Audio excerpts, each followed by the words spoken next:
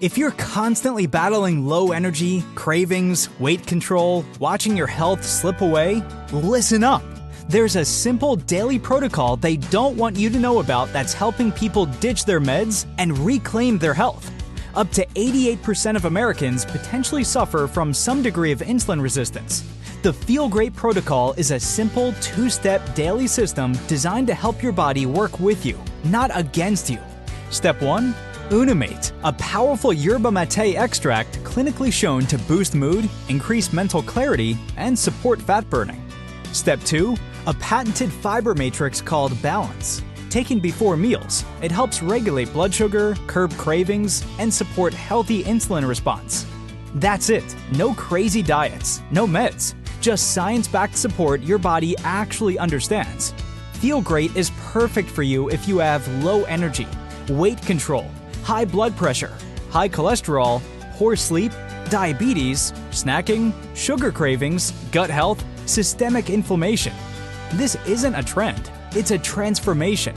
Start today to reclaim your health with the Feel Great protocol.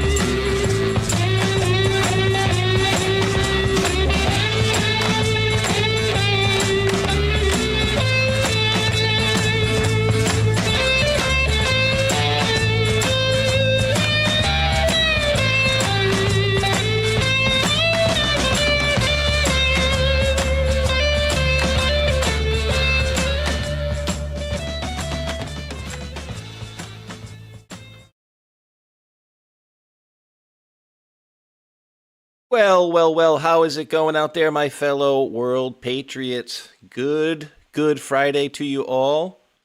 Welcome on in on this Good Friday, where it is I'm reading from Google here so I get everything proper, a Christian holiday commemorating the crucifixion of Jesus. Well, not a federal holiday. It's a state holiday in several U.S. states and causes the stock market to close. Oh, no. Probably a good thing, right? So we got Mr. Juanito coming on in, guys. He's getting to a little bit better area. He texted me before the show. He'll be in a few minutes. So I just told him, if you're coming in within these next 4 minutes, for some reason I came upon this song this morning, and I thought it was very fitting for today. But as we discussed a little bit yesterday, there are more, or was this yesterday? This was last night. So let's kind of touch on this again really quick. But we had a little shakeup, right? Pam Blondie, and I saw a funny one perusing the interwebs today. It says, "What if Pam Blondie's husband has bigger boobs than Kristi Noem's husband?" Aha! But White House is reportedly having active discussions about others leaving the administration, including FBI Director Kash Patel, Army Secretary Daniel Driscoll, and Labor Secretary Lori Chavez de Remer. So we covered this on TOT last night, but so we had Kash, Pam. What about Tulsi, guys? You think Tulsi's going to be on that chopping block next? Possibly. Are they doing these moving targets? Right? Remember the acting? I like the acting role. It's tough to hit a moving target. Absolutely it is. So you can't kind of when they start attacking one person, right? You got Pam Bondi in the crosshairs and everything, Pam, but then you bring a new person in, and then they have to shift their narrative to now this guy is the worst person since sliced bread, essentially, right? So we'll see as we kind of go on here. Now, here's a very weird story I came across this morning, and apparently this is going back to 2015 in an unsealed case somewhat recently, within the last couple of weeks, I guess. Let me pop this one up here. This is going back, we're denying you're non-essential. So from all the way back to March 30th of 2026. Yemeni lawmaker sues U.S. military veterans, accusing them of attempting to kill him. A Yemeni lawmaker is suing U.S. military veterans, alleging they were hired as mercenaries in 2015 to carry out an assassination order against him on behalf of the UAE, a U.S. ally. So this guy says that back in 2015, now who was running the show back then? I don't quite remember. Let's see, drone attacks. It was that guy, wasn't it? I mean, were they putting out hit squads? I don't know. There's a lawsuit by Ansaf Ali Mayo in federal court in San Diego was unsealed last week, revealing details of the allegations against former executives and employees of Spear Operations Group, a private military contracting firm that incorporated in Delaware, because why everybody incorporates in Delaware? It's the easiest, right? Cheapest. In 2015, but was dissolved in 2018, many of the employees were former U.S. Special Force operators. Mayo, a member of Yemen's parliament who is represented by the Center for Justice and Accountability, accuses two military veterans and the founder of Spear Operations of carrying out war crimes, is what they're calling it, crimes against humanity, and an attempted extrajudicial killing. Complaint said the UAE paid the private military contractor $1.5 million per month, plus bonuses for successful killings in Yemen, including Mayo's. The scheme described in the lawsuit echoes a 2018 report by BuzzFeed News that U.S. veterans were behind the attempt on his life.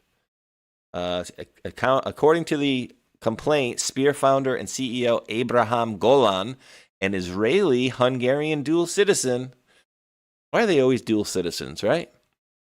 Recruited U.S. military veterans, including former Navy SEAL Isaac Gilmore, who later became Chief Operating Officer of Spear, and former U.S. Army Special Forces member Dale Comstock. Ooh, I remember that. I recognize that name. According to the complaint, 3 men have admitted their roles in the assassination campaign and the attempt on Mayo's life. Quote, there was a targeted assassination program in Yemen, Golan confirmed to BuzzFeed. I was running it. We did it. It was sanctioned by the UAE within the coalition. At the time, according to documents, Golan and Gilmore lived in the San Diego area and held meetings about their plans there. That's odd. What do you guys think about that? Didn't respond for comment. Interesting. UAE said it has supported counterterrorism operations in Yemen, but it has denied targeting political opponents there. Emirati Foreign Ministry and the Gulf Nations Embassy in Washington did not immediately respond. Of course they're not. Mayo does not live in the United States, but under the Alien Tort Statute, foreigners can sue in U.S. federal court for violations of international law. Wow. That is bananas, isn't it? But I mean, it's like any movie that you see, right? Like any of these like special ops movies, they're over in the Middle East and some guy's paying them to do this, that, and the other. I don't know if you guys have seen any of these very interesting movies that I would say like Sicario, You guys seen those type of movies? And because when you do, you kind of see a little bit of how these people actually act and how they work. And it's all business for them, right? It's like, we got to cut ties with these people. Well, what does that mean? That means you got to take them out. You know, in one of these things, they had a girl. No,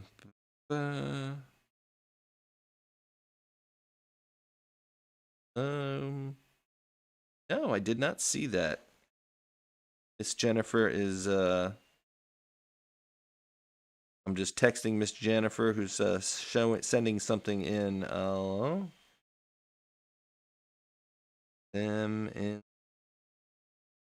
There we go. Bing. Miss Jennifer Mack in the house. So yes, Mr. Juanito will be with us in a second. How are you guys doing on this Good Friday, this great Friday? It's kind of dreary here, a little bit chilly, but actually it says it's 46, but it's dreary looking outside. You ever get one of those like overcast days? You guys gonna do lots of good yummies for Easter? What are you guys having? That's what I want to know. Ooh, Wheezy, yes, I'm actually gonna get to that in a second too. That bridge, and I think I'm not 100% sure. Let me see if I got that link. I'm like 99% sure this is who Ghost had said last week to check out as far as getting news on the ground over in Iran, Tusi. I think he showed like a link, but it was like a paid website, but the guy has a YouTube channel as well. So let me pull one thing up too really quick until Mr. Juanito gets in here, because this was very interesting. And again, this guy is apparently from the area. And let's see. My channel. I need to go through my history. Watching a little bit of this last night. And I'll tell you what, guys. So very interesting. Oh my God, it's a war crime. They blew up a bridge. All right, this guy right here. So I don't want to get like copyright strikes and stuff. But so I'll pop up this website here. This guy right here, 2C TV. I believe this is the guy that that Ghost was saying like has really good, connections onto the ground here. But essentially what he's saying is, oh my God, we blew up this bridge. These horrible people, they're blowing up infrastructure. Well, this bridge was not even open to the public, is what we're getting from this guy. And again, I'm not there, so I'm only going on different reporting of what people are showing. This whole friggin' scene could be fake for all I know. It could be everything could be CGI. I don't know. You know what I mean? Like, we're just going off of people that are giving information. But this gentleman here says this bridge was not even a public bridge and ready to go for the public. And what they were doing, they were moving missiles from one area over back into Tehran. And that's why they basically took out that bridge right there. All right. And then said also 9 IRGC leaders were eliminated. And he does this thing where he says, this guy goes and he gets his virgin goats or something like that. And he holds up this little goat or whatever and says, this guy gets his virgin goats, or whatever it is. And then he goes on to show you another one and another one and another one. So again, are they still throwing missiles out from Iran? It seems like it to me, right? It seems like when we see Israel getting whacked left and right, that apparently it looks like missiles are being thrown from Iran still, right? Thank God that there's nothing been hit here. Obviously, no big situations here. And of course, everybody should keep in their prayers for the weekend, because what would be a more ripe target than for somebody to want to do terrorism on a holiday, right? Especially Easter holiday, which I wouldn't put it past these people at all. So let's see if I can get into some of this without having to get a copyright hit here. If he's got his transcript going, we can actually kind of go into this thing right here. So without having to play his stuff. Let's see. So where is this one spot? This is what I want to talk about a little bit here. All right. So he's like saying, why are these people out here at all? When it comes to logistics going forward, while this wasn't open to the public, it was open to the IRGC. So the Islamic Revolutionary Guard Corps over the last few weeks were using the B1 bridge to transport military equipment between Karaj and Tehran. So that's what's happening. The logistics been cut between the two cities, Karaj and Tehran, and obviously it wasn't open to the public. And so he shows the footage here again. He says, I'm not really sure why there's so many people standing there watching it happen. There's a few people standing there. Nobody should be out there. It's not safe. There we go. So he's basically saying, like, it's not safe for people to be out here. Everything is being repeated every single day. Stay at home. Stay away from these targets. The Israeli Defense Forces have also been focusing on the missile launchers of the IRGC over the last few hours. And looks like we got somebody knocking on the door here. Let's see. Who is it? I got your all your stuff on my laptop off of the live air, sir. Who? Somebody's knocking at my door. Who is that? Somebody's audio is still connecting. Juan, I got you off on the other platform, on the other my what do you call it? My laptop monitor. So and I got an image blocking the live, so nobody's seeing your grizzly beard right now, or your hand for that matter. Let's let Mr. Juan get his audio connected. Looks like you are muted at the moment, my man. Oh gosh, give me a break. There he All right, is. has it got my camera flipped? It doesn't show me. Or is it on me or on the car? I'm seeing your fingers. Okay, well then let me see if I get this stupid thing to flip on me, man. That's frustrating because I did flip it. Okay, there it is. Hold on. I got the inside scoop on what Juan's fingers look like, everybody. Woo! Oh my gosh. Do they it's not telling me that it's flipped. No, you're good now. Yep, you're good now. I see the looks like a dashboard right here. Yeah, there you go. Cool. Thank you. No problem. Yeah, let's pull you on here, and then yeah, whenever any guest comes in, I always kind of block the screen and then let them do their shtick until you get in. But yeah, make sure we get it right. Absolutely, dude. So yeah, dude, it's gotten a little wild since the last time we've chatted here, huh? I looked back. I think the last time we chatted was like second or third week in January, I think, actually. Oh my gosh, that's like a lifetime ago for me. That's like high school. Oh my gosh. Oh, she people have no idea. Jen, the other day, she was trying to remember all the places we've been since Christmas. Oh God. Okay. and she's going down. Oh, I forgot this. Oh yeah, and did we do that before or after? We've been pretty hectic, but a lot is happening. Right off the bat, though, I want to address the situation on Tina Peters. Yeah. A very important friend for Jen and I, but also within the broader, for want of a better term, patriot movement. The problem is that the appeals court completely ignored so many issues that were put on their plate. Peter Tickton, the lead counsel for Tina, that Trennis and I asked to come into the case, and he did.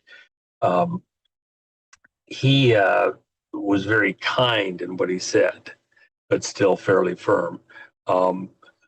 The matters that were brought to the appeals court were really well presented, extremely well-researched arguments, and they failed to touch on any of them. The only thing, for example, she wasn't able to put up a defense. Everything concerning what was going on, she was not allowed to make a defense in her case, really. And all the key stuff that was critical was not allowed to be in there. Then the other thing is that even the stuff that she supposedly did illegal isn't. She has the absolute authority in her position to have done what she did. So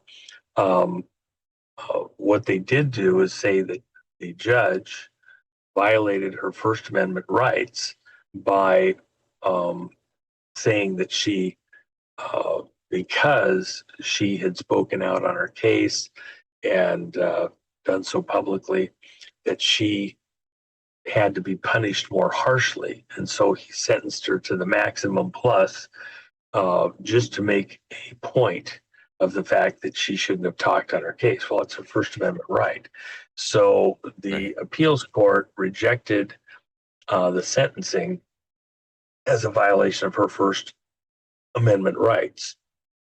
You know, even the person going to the hangman gets to make a last statement, right? Yeah, no So, kidding. So how does this you go know, like forward now? Do they have to like redo the case and then decide nope. what her sentence will be, or is it just done? That's it. Well, there was so many um, failures um, in the trial itself. She should have a new trial, and the reality is they're not giving her that.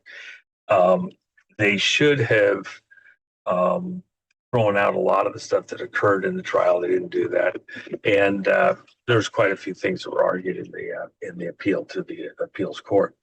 But they do have to. They sent it back to the trial judge to have her resentenced in a way that doesn't violate her First Amendment rights. Well, this judge has already shown that he's, you know, wackadoodle, and you know, he really is. There's just no other way to put it. I talk to attorneys all day long, and they're all just scratching their head. Where in the world did this guy get on the bench? Very political. So he will have to manage the resentencing. That doesn't mean that he'll end up getting to do it, because there's other things that are going to be filed, you know, today, asking that it be sent to a different judge for sentencing, not to one that conducted this trial, and that could change things. He's got a bent to make sure that he has an effect on the, you know, next election. So once her there as a scarecrow to everybody with what's going on in the way the sentencing thing goes. So we're looking for another judge to end up being the one that does the sentencing. That said, she should also have been allowed to be out on appeal, because we think this whole thing is eventually going to get overturned either by the Colorado Supreme Court or by the U.S. Supreme Court. There's a lot of matters here that have gone on for a long time. So with that in mind, she should be allowed to be out on appeal. Anybody else would be.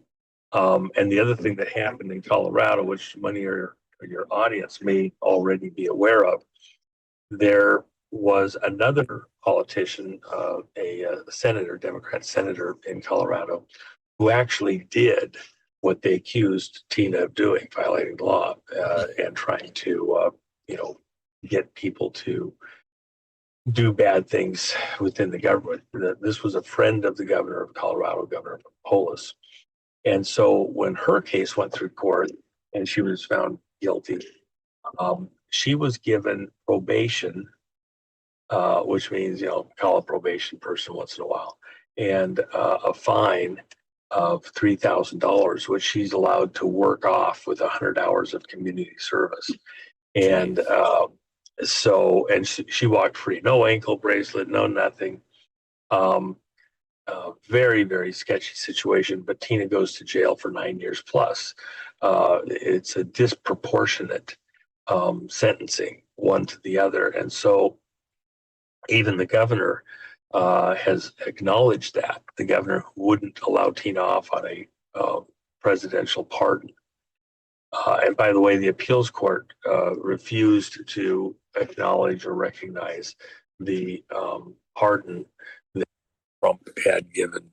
And by the way, this is something that's never happened. There is no precedence for any state or any other jurisdiction not to recognize a presidential pardon. And so there's going to be some fallout to this out into the future, but it hasn't happened yet. It's a type of sedition. It's a seditious activity to try to undermine the federal authority in this matter. And even though they claim states' rights within the elections and things like that, the reality is that's what Trump just showed with his latest executive order. There are federal rights, especially regarding federal positions. And in this appeals court thing, they failed also to recognize that Tina was working under any federal authority, even though it was a election for federal positions. And so those things will get appealed up through the ranks. You can bet your last penny on it. That's going to get appealed up through the ranks. Wow. And the thing I don't understand too is it says, "Oh, defendant Tina Marie Peters here appeals the judgment of conviction entered attempt to influence a public servant." And I'm like thinking like, all this stuff about the key card and whatever, and then 1 count each of conspiracy to commit criminal impersonation, which I think was also the key card, right? She supposedly had the key Yep. card. But the whole thing, right? And you're absolutely right. She did what we as patriots would want somebody to do, which was to secure the machines for said election, because we know now, and a lot of people didn't know before, that their quote trusted build essentially wipes all the information from all these machines. And she took is what they call a digital what do they call it? A digital copy of the server before and after. It's like a photograph. It's you back up your computer at home. Doesn't change a thing. It was within her authority, and she was not convicted for having made the copy or anything else. Even this key card thing, the guy whose card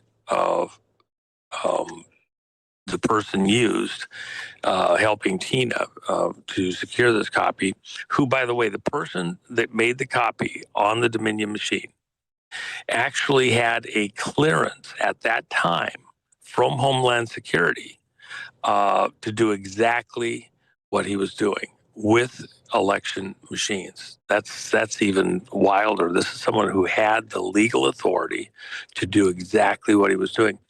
So when he used the key card, this person in Tina's office was good with it. We have the text communications concerning it. And then after the fact, and before we had those communications, when the pressure was on, the heat was on, he suddenly said, "Oh no, I didn't approve that." It's like he got challenged. Like, "Oh no, I would never do that." Well, turns out he did. He was fully involved, understood what was going on, and so a portion of this prosecution of Tina was on stuff that we absolutely know was, the person was aware of it and had no concerns, etc. And it's Tina's office. She could have had somebody in there without anything on them. They were being a little bit surreptitious. I think it's impossible to say elsewise, because the state was being a problem on this. The Secretary of State was not providing any support to Tina to make this copy. They acknowledged her authority, and then just gave her nothing to work with. And the context, by the way, just so anybody that wasn't aware previously, Tina and all the other clerks around the state of Colorado have been notified that Dominion was going to be doing what they called the trusted build on all of the vote machines, every county in the state. And Tina was concerned, and people in her constituents had gotten to her. She felt she had the gold standard of election systems, so she wasn't that concerned. But then when people started explaining the problems, she had an expert came out and said, they can change things when they do this trusted build, including damage to vote history information. She got a little bit concerned, and then she started asking with Secretary of State, what do you suppose we should do here? And how can I protect the vote? And does this make sense? And, got pushback from the Secretary of State, we're not going to do anything to help you, and, figure it out. And so she did. And then after the fact, they made all this, the rest of this stink. Tina had no knowledge except that she was not getting support. And then she had people in her office who were kind of acting wonky, like they were, she was never expected to win the race to get into office. And when she got there, some of the other people that thought they should be there and doing what she was doing had it in to try and take her out. She was challenged in office right off the bat when she got in with a campaign to remove her from office like that. So she wasn't amongst friends in that environment. That's bad. I mean, it's literally what they're doing is they're, like you said, the scarecrow thing. They're making an example of her to basically make it so nobody else would dare step up. And she did the exact right thing, and like you said, the covert stuff or whatever, kind of having to sneak around. It's because they were playing stupid games with them because they didn't want her to do what she did, which was, again, in her purview. So it's not the issue that they have that what she did. It's the whole thing about the key card and what they're trying to allege, that there was like this whole big conspiracy. And it's like, no, she did the right damn thing. It's crazy to me to see something like this, right? And like, this is not the America we grew up in, and like, I want my America back. I talk about, grow up in the 80s, and I'd like to be able to walk into my neighbor's house, and have them say, "Oh, hey, Mike, what's going on? You want some food?" Rather than probably getting a shotgun in the face like you'd probably get nowadays. You know what I mean? Like, I want that America back. I can tell you, I'll give you an idea what America once was like. In Shelby, Montana, I knew a kid, his older brother, and you have to understand, we had to borrow a car. We had a problem with the car we were in, so we go over to the soda pharmacy location, Soda Pop, and all. Very classic America. And the guy that owns his pharmacy and has the soda shop there, the kid I'm with says, "Hey, I think we had a flat tire or something, and we got to go back to the farm. We didn't have the right jack or something to get underneath. It was too close to the ground." And so he says, "Can we borrow your car to go do that?" And he says, "Yeah, keys are in it." Now you walk out, and there's a whole row of just cars parked in front of stores and businesses like that. And we walk out, keys are sitting right there in the ignition. You could look at any car on the street, keys are in the ignition. Nobody even thinks about it. And the one time you had something anomalous happen, this kid's older brother was famous because there was some guys that tried to rob a bank. I think they were in a 63 Impala, is what I recall in my mind as being the case. And this was in the early 70s, late 60s, early 70s. So he saw the guys come out of the bank, get in the car. They had their guns. It was obvious what's going on, shotgun and all that. And you have to understand, this is a farm boy. He and his younger brother, my friend, they're throwing bales of hay from the truck up into the barn, 80-pound bales of hay. They have muscles on top of muscles on top of muscles. And so the kid kind of walks nonchalantly, runs a little step or two. The driver's side window on the getaway car is open. As they're coming out of the bank, he hits the car, throws his hand across the windshield. Now, this is a guy who had asked, he wanted to be a Marine and had applied to go into the Marines. They rejected him because his arms and legs were too big to fit in any of the standard uniforms. So he was rejected for the muscles. Freaking giant. This is that kid. He grabs across the windshield, is holding onto the car, reaches in while the bad guys are, eyeballs probably big as saucers, reaches in, grabs the steering column and bends it over to the door. Oh God. Ain't driving anywhere. It's like a comic book movie, right? A hero or something. And then jumps off the car. The car is unsteerable, crashes into some parked cars there, and the police come out and catch him. That was Shelby, Montana. Everybody's got their keys in the car. And then, by the way, beyond the keys being in the car, you got that kid walking the street and his little brother, my friend, like a house going down the street. You going to do anything wrong? That was small town America. Yeah, I mean, no grandmas were worried about any problem. Nobody was sweating anything. And if you didn't have a dime for your soda drink, the guy at the thing, you catch me tomorrow for it.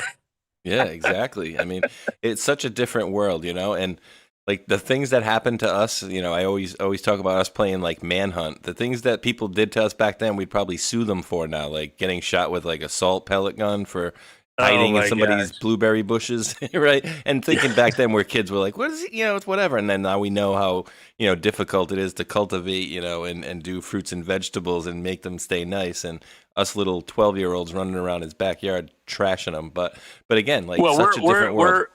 we're like, 13, 14, 15 years old, and we're driving the farm truck, and we have the 30-06 and the 22s in the back window, and probably 500 rounds sitting around the truck somewhere Oh in the glove God. box. Everything else, people just have no idea. It was a completely different world. We go out and shooting groundhogs to keep them down because they're making too many holes, and the cattle get their foot in there and messes them up. So, we go out and play groundhogs for a few hours. It was a different world. It was a lot of fun. And safer too, more, I'm always of the opinions, more guns is probably safer. Like down south, in my opinion, from doing a lot of traveling from work, there's a lot less road rage down south because I think subliminally people know, like, yeah, that dude's got a shotgun in the back of his truck. And Juan, you just said something that kind of sparked something that you had sent me I think you had sent me maybe within the last week, because you had mentioned 30-06. So I think you probably know where I'm going with that one. Yeah. So it didn't match, or the Well, fragments didn't match, or whatever they were saying. yeah, yeah. You know what? Let me just add this though. Some of the stuff that was put out, and this is of course the Charlie Kirk thing, isn't exactly accurate. They didn't say that it didn't match. They said that the bullet was so fragmentized that you couldn't make a match to the gun. That's a big difference. Not being able to match it to it is not the same as saying it was different. And so some of the reporting, people that aren't necessarily weapons people or something like that wouldn't necessarily understand that, but it was really technically a misreporting. It was so it's non-conclusive. Would be the only correct way to say it. There's a lot of stuff where we want to say things a certain way and get credit and everything else, but we still have to, as a community, hold it back, take a deep breath, to get to an answer that we can all live with. And some of it, you go, well, it's obvious, it's just got to be it. Yeah, I kind of get that, but I remember a very specific situation where all the circumstances painted to a particular person being the bad guy in a very specific type of assault case. And it turns out that the guy that actually did the assault, when you looked at the guy who they charged and the guy that did this actual assault, I mean, you're like, wow, even to a tattoo on the arm, which was a little bit obscure, but it was this tattoo that was obvious. And then when they finally got something else, it was DNA later. It was actually several years later, and tested again. They found the guy in the jail system that was the actual guy that did the deed. And you're just looking at it going, oh my gosh. I mean, Whoops. And you understood, even the witnesses, when you looked at it, you went, those witnesses were not, it really looked like the same guy. So we have to be careful that you sometimes still have to, go the extra step or two, because it's not, if there's a doubt, that's why we give it the benefit of the doubt, beyond all doubt in what we do. So yeah, we needed the 48-hour rule on this one big time. But I mean, the whole thing from the very, like, literally from the second that incident happened, with the guy standing up in like the sixth row saying, I did it, arrest me. And it's like, wait, what the hell? And then the weirdest part is like, yeah, that dude, they went through his phone and found out he had some bad pictures that he shouldn't have had of some youngsters, let's say. And then like the whole thing about the dude running across the roof and then I mean, what they reported, again, I don't know if what they originally reported is just complete horse doo-doo, but originally they said, yeah, he broke the gun down on the roof and then ran off, jumped off, went into the woods, and then said, you know what, I'll hide it. Let me put it back together and make it longer. and then hid it in the woods. And then the whole text messages, all those things, they don't seem to make any sense either, because they look like people say, you know, they ran it through AI, and it's like, yeah, these are not young kids, because, you know, like my son, you see him text, he doesn't text proper grammar with a dot and a period and a comma. It's always shorthand.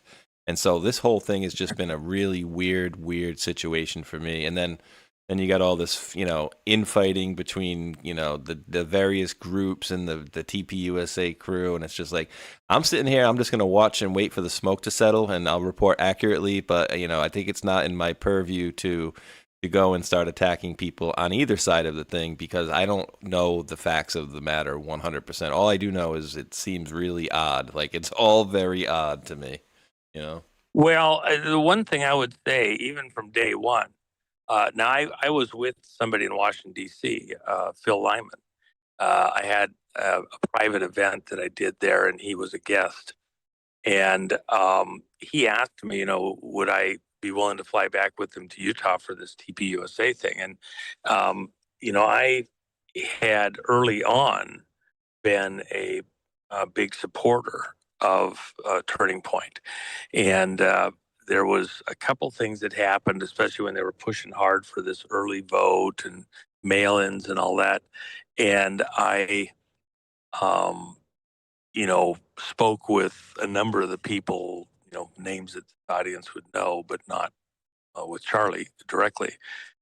And I said, you know, we need to, um, you know, this is wrong. This is going to screw the country up. You can't do that. And you're ensuring that the bad guys are going to get to screw with the vote. Well, they went ahead and went forward. So I had stopped my support, and you know, I was into the six figures because to help students, I felt was a big deal, and the kids to get into, you know, understanding how the world works and like that. So when this happened, I had a number of people that were getting to me.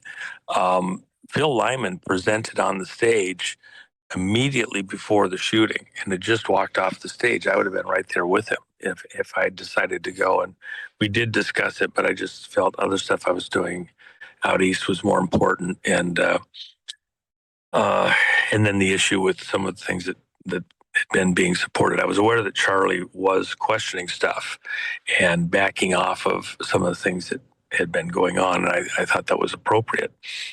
And, but, you know, you can just imagine what would be being said if I'd been there with Phil Lyman. And they tried to, there was, you know, stuff from Candace implying somehow that Phil Lyman was involved in some of the mischief with the shooter and like that. Well, he has relatives that are right there. They live on the street where everybody parks.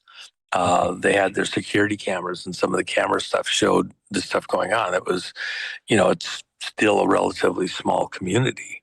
But to imply some nefarious thing just because you got relatives that had a camera that recorded something, that doesn't make any sense. The reality is something is seriously wrong with everything about this case, this matter. And I don't know that we have enough information to come to complete conclusions, but there's certainly a need to have this investigation continue. And then, of course, issues going into Turning Point and the money and things like that have continued to roll to the surface, which I think is actually a very good thing, because I think there is some things going on in there which are not defensible and are not the Turning Point that was what I was supporting anyway early on, and something got sidetracked as far as I'm concerned. So we'll have to watch, see how it continues to develop. Even the bullet shattering the way it did and that story, something doesn't ring true on that. It just doesn't, you know, really, you know, I have really serious doubts about every aspect of that. Yeah, no kidding. The Man of Steel neck or whatever they were saying. Yeah, that was absolutely bananas. And actually, I hadn't even, you know, maybe thought about asking you about it, but since we got you here, Yeah. obviously we know Pam Blondie is gone essentially now, and what's on the chopping block, essentially what people are saying is that cash is probably going to be moved soon. So let me just read this for you really quickly here. It says, and I quote, White House is holding White House holding. This is just weird. I'm reading it as it is. White House holding is reportedly having active discussions about others leaving the administration, including FBI Director Kash Patel, Army Secretary Daniel Driscoll, and Labor Secretary Lori Chavez de Remer. And I'm hearing possibly Tulsi as well. That's not in this particular one, but we've seen this from President Trump a lot throughout both of his administrations, where he does this kind of acting role. And in the drops, they told us back then that the acting it's tough to hit a moving target, essentially, when you kind of move the pieces around. So you can look at it like that. Like, is he moving pieces around, or is he putting people in places that are not being effective, and then he's finding that out, and then he's moving it around? Again, I don't have that answer 100%. Those are the two options on the table. Would you care to take a roll of the dice, sir? Yeah. Yeah, this Jello is really hard to nail to the wall. I've been trying and trying. Okay, we just got to freeze it harder. If you have frozen Jello, you can nail it. But it doesn't stay there even at that if the room's too warm. The issue, I don't want to out anybody, but I know what was said internally regarding Bondi and then some other matters. There was a piece of information concerning a political figure who there was some investigative work that was going to go towards a prosecution that somehow found its way back to the person that was being looked at. And in the course of figuring out how that might have occurred, what was obvious and maybe what was at first glance a certain thing and turned out to be a little different. All the hatches weren't completely sealed shut on some information. And so as a result of that,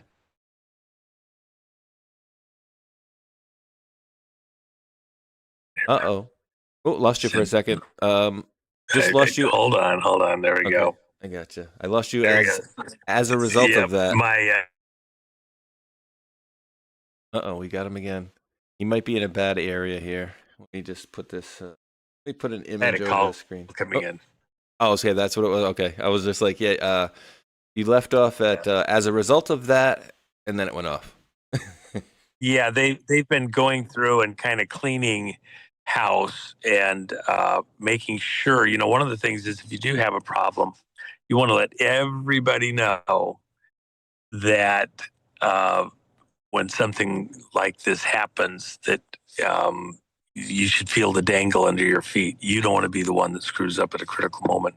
And we are coming up on bigger and bigger stuff in the relation to the prosecutions and arrests. And so you need to batten down the hatches. And so one thing about Bondi specifically, in other words, we look at the rest of the list, everybody's getting the eye. But one thing about Bondi specifically, you have to remember that when Trump came in with an adversarial Congress, he needed to get some people into position and keep things moving right away. And did Cash and Bondi were a couple of them. You can think of people that you might have liked to have seen get into the AG's office and other places, FBI director, et cetera. But the problem was Congress. And were you going to bog down on some of those appointments? Remember, Trump had the lowest number of people approved to go into these jobs of any president going all the way back before Lincoln. So even there, he had to get people in there, and the attempt in this fight was to bog Trump down so bad on getting people approved to go into these appointed positions that he'd be ineffectual. So he when he had got some people in there that, Bondi, she's part of the Bush crowd. She's she goes back to McCain and things like that. And so they greased her through. She got some things done, but, a lot of times she wasn't even in DC. She's in Florida doing stuff by remote control at critical moments. I'll tell you, Cash wrote the book and mapped some stuff out. But I had an event out in Vegas, and he was there. Somebody introduced us, and I just happened to mention Tina Peters, which was critical at the time. She was going through her trial, and he had that glazed over look in his eyes, like he didn't know what I was talking about. Tina Peters. I don't know who Tina Peters is. Never heard of the name. What's that about? What's her case about? What? Wow. How can you be in the Patriot movement and not even know who Tina Peters is? We're in the campaign season. And I just found that stunning in my mind. I just couldn't imagine. Maybe I'm too close to it. Tina's a personal friend. She vacationed and spent time with Jen and I over in Hawaii for a few weeks prior to her trial, and worked through things with her, preparing for her trial then. And how can you be going into the FBI director, Patriot stuff, and all that, and not know about that? I just flummoxed. Yeah, it doesn't make much sense. But again, you had to get the people into these offices, and Cash did do a great job. He's the one that went. Bondi sent the scathing letter once he came into office about the Southern District of New York FBI office not cooperating on the Epstein stuff. She said the FBI provided her with like an inch thick group of papers, maybe an inch thick, concerning the Epstein. Said, that's all we have. And she's like, seriously, that's all you have? Bullshit. So they were not providing her the material which she was supposed to make public based on President Trump's directive to make all the Epstein stuff public. So she sends this letter over to Cash, Southern District of New York FBI office is not, being compliant. They're not giving us this stuff, and you need to have, find out who's blocking it and get it, released. So he takes a tiger team of FBI agents. They go down to Southern District of New York. They don't announce they're coming because they're just getting shined on also. And they literally knock down the doors, go in, and they take, 1 to 2 truckloads, depending on how you want to classify it, to suburban loads of material from the Southern District of New York's FBI office, which is where the Epstein stuff was prosecuted. And they've had this stuff for 20 years. They've had plenty of time to mess with this stuff and screw around with it and screen stuff out who they don't want to get taken. But then they get back, they're going through the materials, they figure out there's a room at the FBI office in Washington, D.C., where they're holding more materials. They get there, and because of the fact that, they had surprised everybody when they beat the door in Southern District of New York, somebody had gone to that room, gone through the materials, put it in another area where they have paperwork to destroy burn bags. And these are official burn bags to make sure that everything in it gets consumed without getting opened up, blah, blah, blah. So they find this room in DC, and then they trace that there's materials, or they have to sign a log that it's gone to the burn room, and it hasn't been burned yet. And they capture all those records. And so Cash was in charge of that group that went and got that stuff, and they were very aggressive in getting it. And in some of those records, you should have a great friend, great patriot, Pete Santilli. You should have him on as a guest and hear about all the stuff that they found in those bags that were in the burn room. He helped with some of the work that was done to track down certain records. Oh, wow. He, goes back to the Bundy cases and the work that was done. He's the one that I let people know there was a drone program operation that Obama had signed the authorization for there to be an armed drone at the Bundy thing. And I had said it very privately several times, in that era. And nobody could find the records. I had a particular reporter, one of the big things that was looking but never found it. Pete found and got the documentation of the presidential directive from Obama authorizing armed drones over the Bundy protest and the location that they were going to come out of and all that. And that information was in some of those burn bags. And it was the servers that were carrying much more of the information from that era are on a military base and in CIA servers at that location. So Pete can go into it in far more detail with precision. But if you want, I'll hook you guys up. He would be an important guest for you to have. So and Juan, listen, this story to me is absolutely bananas. Okay, and let me set the table for you. All right, so okay. just like you said. All right, so I'm gonna maybe a 2-part question here. So, all right, you got people that are in, say, the FBI, all right, and they're like, well, you know what? We need to get rid of this evidence. We need to make sure nobody sees it, all right? So we're going to get rid of it. We're going to put it into a burn bag. And then the bags never get burned.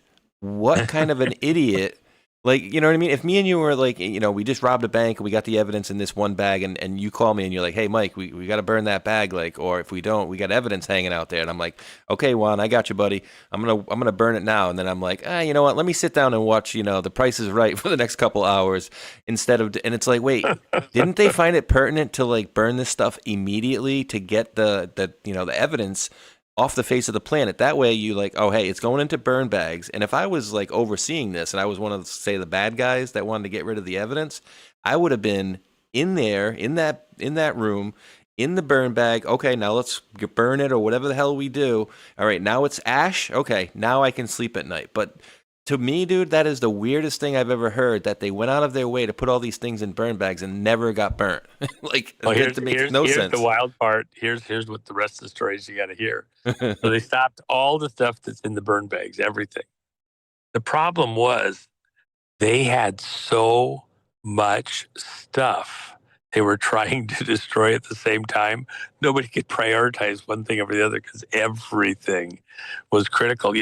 Part of the stuff that's in there, purportedly, is materials related to FBI Director Comey and his authorization of FBI personnel to invade the Trump campaign in 2015 and 16, and to try and use a couple of female FBI officers as honey bait to, kiss up to people in the campaign and get, information that could be used to undermine the Trump campaign.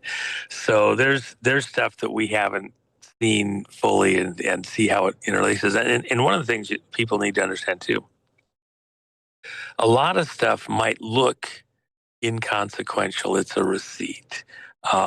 It's, some information from some sidebar person, a communication from a foreign source. But when you kind of know the totality of something, you start putting pieces together. Some of those can be linchpin pieces. And then, further, if they say they're destroying it as paperwork, did they still keep a digital record somewhere? And so that was part of the thing, is that the records that were not destroyed yet in the burn bags led to this server farm data storage location on a military base that CIA was managing. So a lot of times they still have it somewhere. It's just not in, the original paper form. So, and then, you got to, question, is it, have you lost chain of custody because you no longer have the original paperwork, but it still goes to a best evidence type thing. So there's a lot. When we get into the prosecution phase, and it's coming, take it to the bank. It's coming. Everybody take a deep breath. It's coming. when we get to that prosecution phase of very high profile people like Comey, he may have gotten free on the court stuff for the moment, but ultimately this is going to non-Article 3 courts. It's going to military courts. And those tribunals do not function at all like a normal civilian type court. You got a 3-panel of judges. They don't put up with a bunch of bullshit and riffraff, and they cut through cases, and they can do it pretty doggone quick. And there's no back and forth for 10 years or 15 years. And the evidence is such that it's very clear cut. The person that I think is the most in peril, the second, is John Brennan. Yes. And there's grand juries that are hearing testimony, more than one state. Florida's the one that is widely known. And a grand jury's operations are secret. So you're not supposed to know things unless you have a reason to have been there doing what you're doing. And but they still find out stuff with questions and attorneys, and stuff gets out here and there. We knew what was going on, for example, in Whitewater with Ken Starr, and they're presenting stuff concerning Hillary. Well, we knew that the grand jury had handed down not just one, but several indictments of Hillary on multiple things that were criminal. Ken Starr didn't serve the indictments. She was never arrested. She was never charged, any of that stuff. And he said it was prosecutorial discretion, and he felt that he couldn't win the cases before a jury. So even though a grand jury had handed down an indictment based on what was presented, that he chose not to proceed with prosecution. Some of it was very, to this day, I had respect for Ken Starr. I do not have respect for Ken Starr, knowing the rest of what we now know. I think he basically,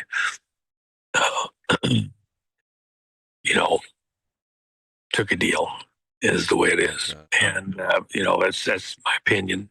It's the way it is. Would not doubt it, bro. And the only thing I'd also say, this is in just the other little piece, the threats that can come on some of this stuff are very real, and not just to the individual, but to the family.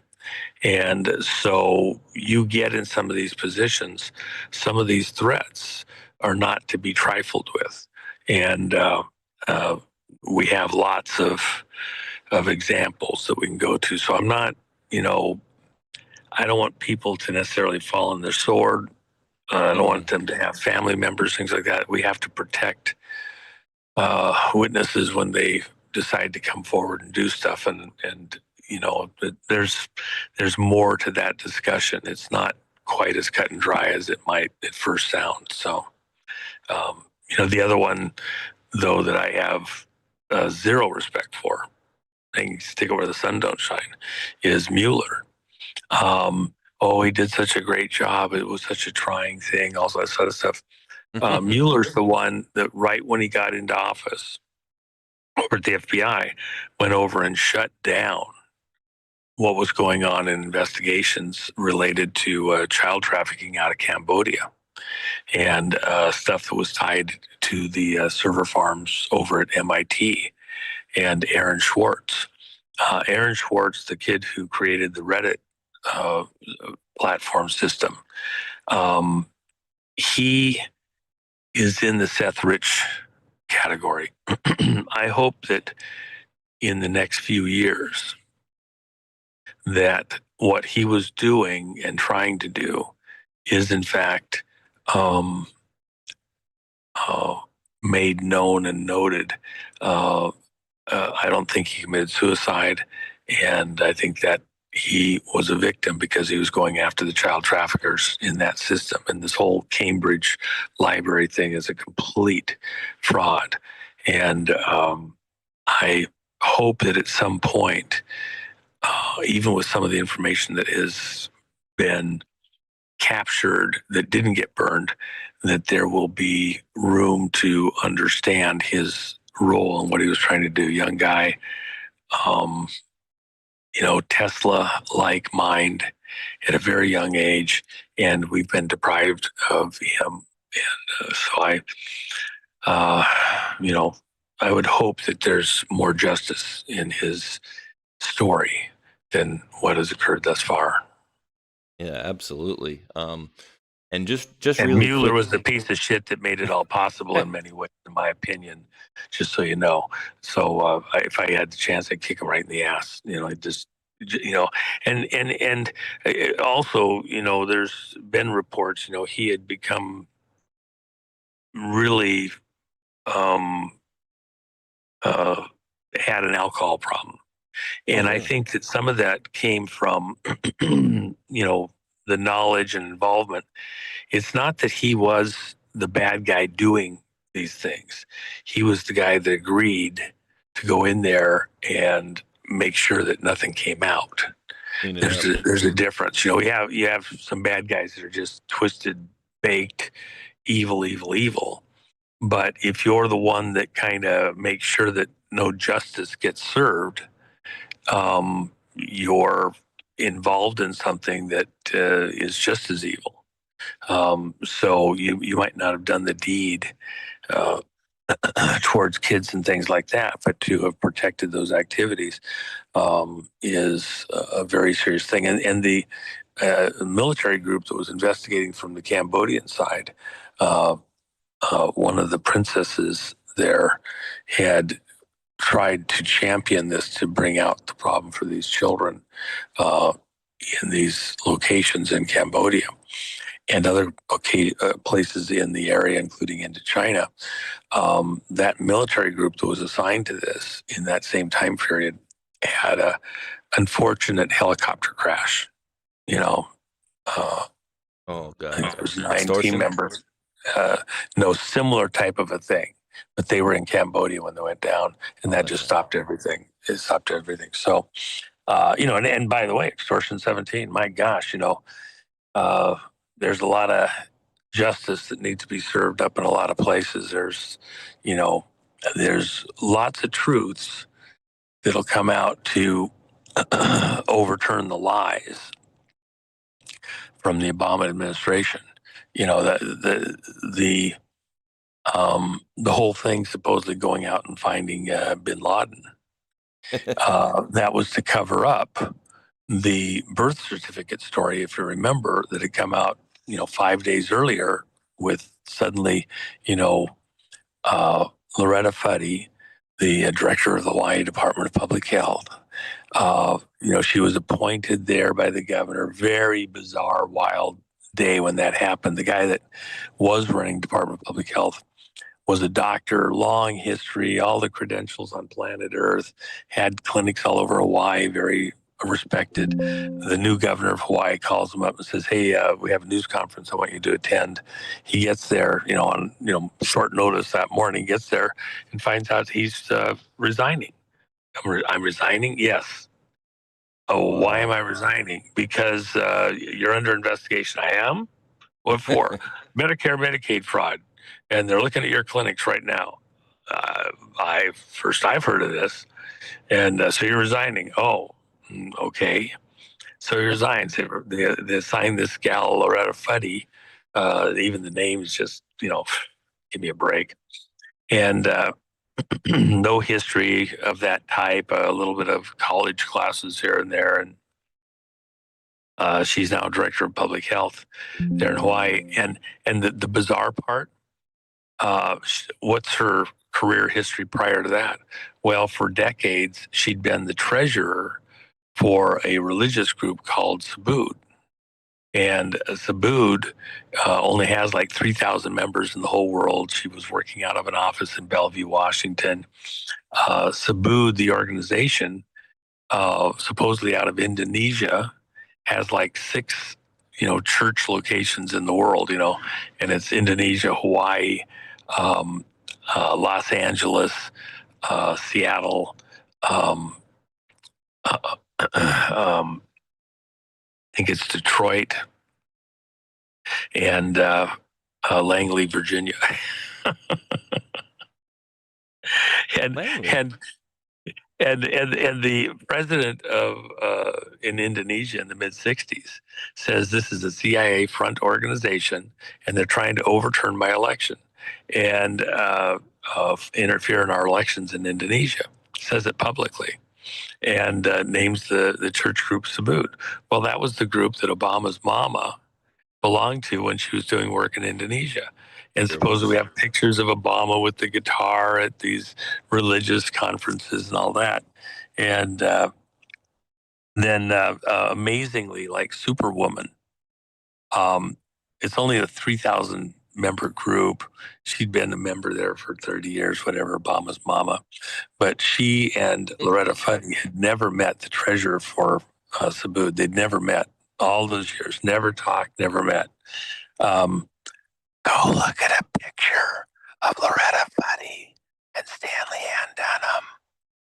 Tell me, is that Superwoman or what? Isn't that crazy? And I'm showing the video right now too of the let me actually make sure I'm showing the folks of that horrible plane crash. Somebody had a GoPro camera on.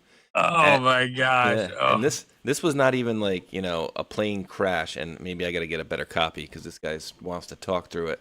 But the whole thing, it was like a little puddle jumper, and then this person, of course, is entering all the stuff, but for the birth certificate stuff. But essentially what happened was it's a little puddle jumper. I don't think it got much more than like maybe 100 feet off the ground or whatever. And then you can actually see as they, like, this is after the crash. This is how minimal it was, the impact. Like, I think this is right here as they're about to impact, and then you see them all kind of just make their way out of the boat, and you actually do see her. The camera pans and you see her, and then the camera pans back, and all of a sudden she's gone. They're like, oh, she died in the plane crash. And then some people, I didn't see it myself personally, but some people will tell you that, no, I saw like a frogman underneath there. It looks like they grabbed her under or whatever. This is not a very good copy, but the whole thing was clearly, oh wait, she just verified that's Obama's birth certificate. It's legitimate. Oh wait, I'm dead. Can't answer any questions on that.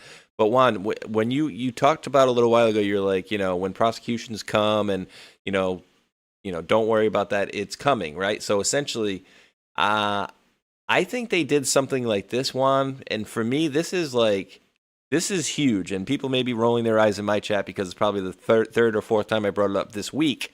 But something like this, in my opinion, doesn't happen, and I'll describe for you what it is.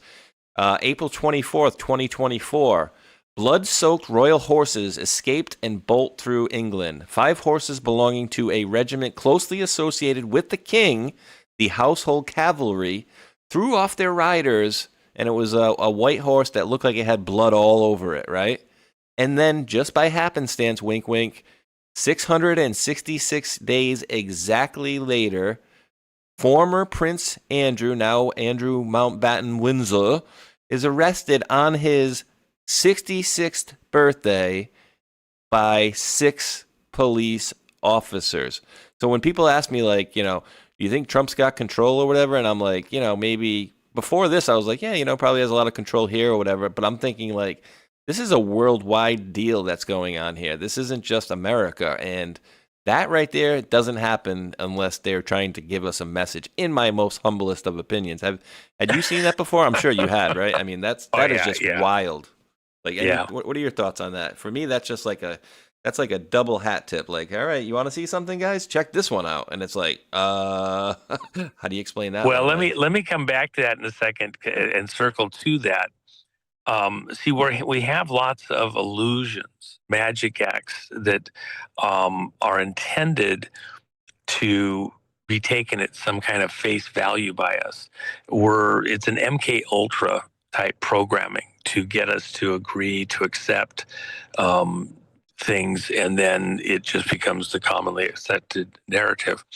And in the way that they look at stuff, for example, we were looking at plane crashes, commercial aircraft, and we found a pattern of 111 days. that went out through like 9 crashes. And it was just shocking when you start looking at it. And then the names on the aircraft, the locations, the times of takeoff, and things like that. And the way I would explain it for people is, if you're trying to shape the psyche and you're using a news narrative to do it, it's like shaping metal.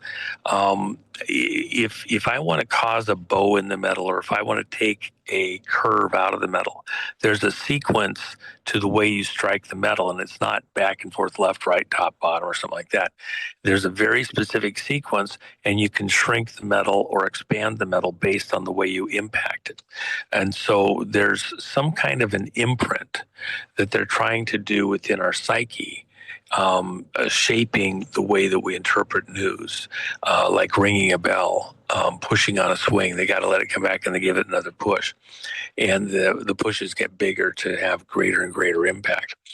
And within some of these stories, you think that it's just happenstance the way that it happens, but it's not. In the case of Loretta Fuddy and this whole Hawaii Department of Public Health thing, just the pictures you showed and like that. I edited a book with a very good friend, Patriot Hugo of Hugan. And Hugo wrote the book, The Loretta Fuddy Hoax. I edited it with all the details concerning the crash of this plane there in Hawaii. It clearly was a setup. The pilot was a stunt pilot doing air racing and things like that. Some questions on his career. Who was he really working for, flying charter flights out in the Pacific? When he had a great record and then he's doing this bizarre kind of, I'm barely making it type stuff. Think of the Las Vegas shooter and that whole story. He mentioned, by the way, his brother, what's he get caught with? Porn on his computer. And by the way, I'm circling back, but this is really important. This is one of the things you want to talk to Pete Santilli about when I get him on with you. What they found back at Benghazi, if you remember, Stephen's assistant, the guy who was this ambassador, they're not at a embassy. This is a safe house. They're in Benghazi. The embassy's over in Libya, or in Tripoli. They're at a safe house doing communications. He had a secret meeting earlier in the day with somebody out of Turkey, an associate from their intelligence agencies. They act like it was, some official. And they were communicating the fact that there was gas weapons training going on inside of a Red Cross facility on Turkish soil, and U.S. personnel were involved, Israeli personnel were involved, and they were training to get ready to do a faked chemical weapons attack in Syria and blame it on Assad. And this was all set up. And this is the McCain crowd and that whole schmear.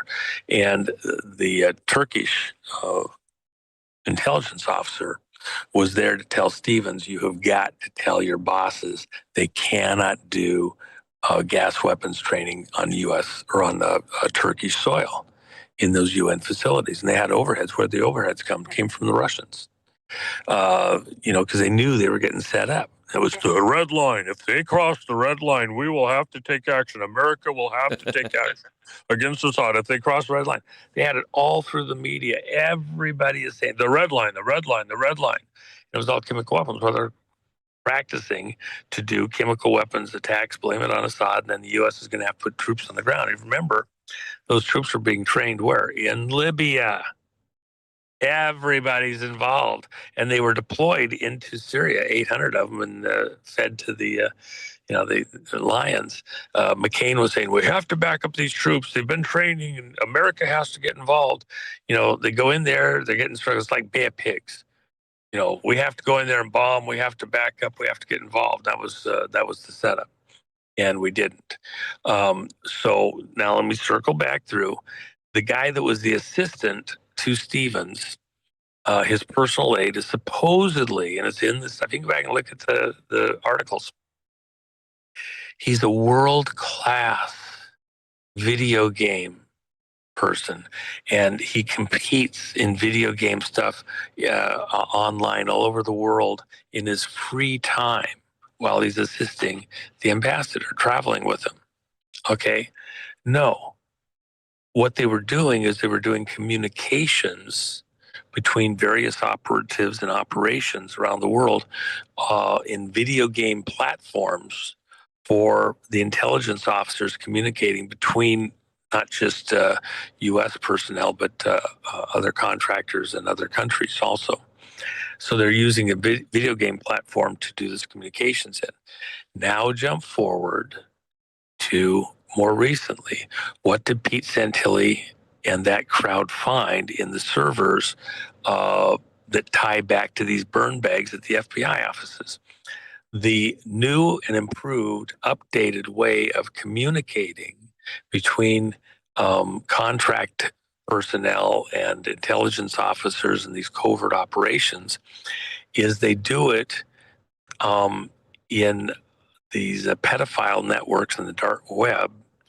And so they go onto a pedophile platform, and then they do their communications within the pedophile pictures and like that, with codes in the pictures and in the verbal communications in those sites. If anybody catches them, they can be prosecuted for child porn.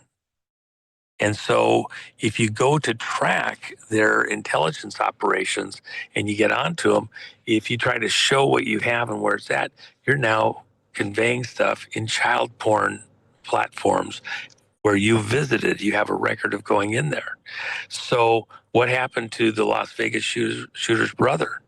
Because they were involved in intelligence operations, aircraft flights and stuff like that around the Pacific. He gets convicted of trafficking in child porn. All the pictures on his thing, not for the communications going on underneath. Get Pete Santilli on; he'll tell you all about it. Absolutely. Yeah, I've heard about him. Didn't he get arrested too back then with all that stuff? Oh yeah, and the Bundy stuff. Yeah, he went to prison for over a year. Unreal. Great patriot. And I helped in the background on a bunch of that stuff at the time, both down at Nevada and up in Oregon. And in fact, I was in Oregon for the event that was going to happen up in John Day, and was with the chief of police there when we got the word that Lavoy Finicum had been shot. And and then, by the way, the Oregon State Troopers literally did blocked the sheriff from John Day from going up to that location where Lavoy was killed, literally, out of the cars with guns drawn, and blocked him from coming up the road. And then the dispatch, which shared dispatch both for the sheriff's department and for the forestry department up there in John Day, the dispatcher would not convey communications of,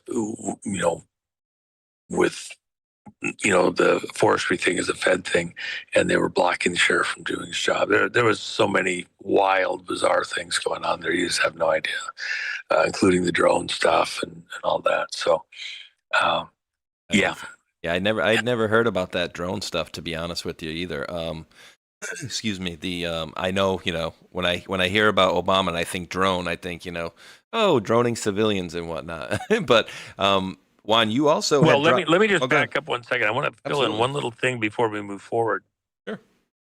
The plane crash with Loretta Fuddy is far more serious than anybody has probably really understood much. We've talked about it at different times. It was a total fraud. Everything about the crash. They initially said it was way out in a area a mile offshore in some of the most turbulent waters and dangerous waters in the world.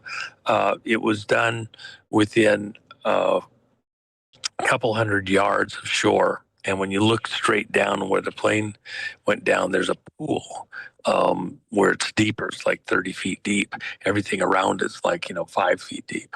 And so you literally see the people supposedly surviving and treading water in this plane crash. Uh, at times they stand up. And the problem for the plane is it didn't quite nail the lagoon the way they planned on. They hit just a little bit to one side, and so the landing gear on the port side of the aircraft, it jammed up into the wing and fuselage area, and so that was the only actual kind of injury there. Was just the passenger that was right there got a little bit of a hip back thing, but it was not. It was relatively minor, and they did it in this location that's out there by on Molokai, the leper colony, where there's no public access. And there's just so much to it. The book, the Fuddy Hoax, I've actually thought about reprinting portions of it. And I think I probably will at some point as we get into the prosecutions and like that, to remind people they used military aircraft, military communications. The White House was listening real time as that whole event was unfolded. There was a nuclear submarine that had a SEAL team, smaller sub deployment capability, training right there in the area. We believe that that's where the divers show up, because you had divers in the water there that nobody ever accounted for. And then Loretta, supposedly dies in this whole thing. And it's, the hospital stuff, everything. It's just stupid. Even the engine, you look at what they did in some of the photos and like that, they said they'd never recover the crash, and then here it gets recovered. And so there's so many things to that. We were lied to so deeply. And for context, Obama was a creation of the CIA even before he was born. And he wasn't born. Stanley Ann Dunham was not his birth mother. Born to a little Indonesian girl up in Canada at the Peace Arch Hospital. Was given off to Obama's mama, CIA, the whole family, grandma, grandpa, were FBI and CIA informants. Toots, the grandma for Obama, was the banker for the Marcoses when they left the Philippines. And she was the CIA contact to help handle their accounts when they moved to Hawaii in exile. So that gives you a scale. Father was the guy that was following Frank Marshall Davis, the communist, living in Hawaii, and he was FBI informant. Obama himself was brought into the family business and then promoted up through the ranks to get to be president. Who handled the secret, the false histories for people at universities and credentialing and all that? Well, that was John Brennan's job. So the reason he gets to be CIA director is because he's the guy that created the fake history for Obama. Oh, literally. My. That's so good. Once you understand these things, and then he goes and becomes station chief in Saudi Arabia, and then comes back and gets to be head of the CIA. He had his card as a communist before he back when he was in college, and then he supposedly converts and becomes a Muslim while he's in Saudi Arabia, and he's running the CIA. Wow. Just too bizarre. And he's a very angry person. You see it in his demeanor. There's the demons don't hide very much in that person. Yeah, and he's doing the Muslim prayer now. Because you mentioned this, I was going to save this for the roundtable for next Thursday on Rambo and Friends. So I'm going to show them. It won't wait. We can't wait that long. Show it to us now. My God. I'm definitely gonna. So you're gonna love this, and you probably know about most of this stuff, and hopefully the folks on my side don't mind me running through it and taking 2 minutes. Yeah, and for you folks listening, if I wasn't here to force him to get this stuff out right now, you'd have to wait a whole nother week. That's not appropriate. I'm glad I'm here to get this done. That's it. Well, it'll be the second time some of them. So So you had mentioned, some other actors. Let's say, well, President Trump, he called Dopey Al Waleed, hey, once I'm president, Dopey can't use his daddy's money and do whatever to our country anymore. And that was talking about Al Waleed. Now, if you go, I don't know which way I want to go with my story here. This is funny. So this guy right here, and I won't bore you guys with all this because this guy talks so damn slow. His name is Percy Sutton, okay, and he is none other than the former attorney for Malcolm X, okay? Now, he literally says in this thing here, of the world's richest man. This guy, Donald Warden, right here, Donald Warden, a.k.a. Khalid al-Mansour, okay? So this guy's birth name was Donald Warden, and he changed it to Khalid al-Mansour, Dr. Tariq Khalid al-Mansour. Well, that guy, as you see here, who happens to be a financial advisor to Dopey Al-Waleed bin Talal, all right, so that's Donald Warden, Mansour, called Percy Sutton, the former attorney for Malcolm X, and said, hey, could you do me a favor? We know you have connections at Harvard. Could you give him a call, and we would like to get this guy, Obama, into Harvard. And so they did that. Now, this guy, Donald Warden, basically the whole time before the election said, oh, no, Mr. Sutton's, elderly, and I don't want to talk ill about him, but maybe he misremembered and da-da-da-da-da. They denied it to the moon and back. Well, after the election, he used it like cannon fodder. Oh, yes, advisor to the, fifth richest man in the world, and I was instrumental in getting Obama into Harvard. It's like, wait, what?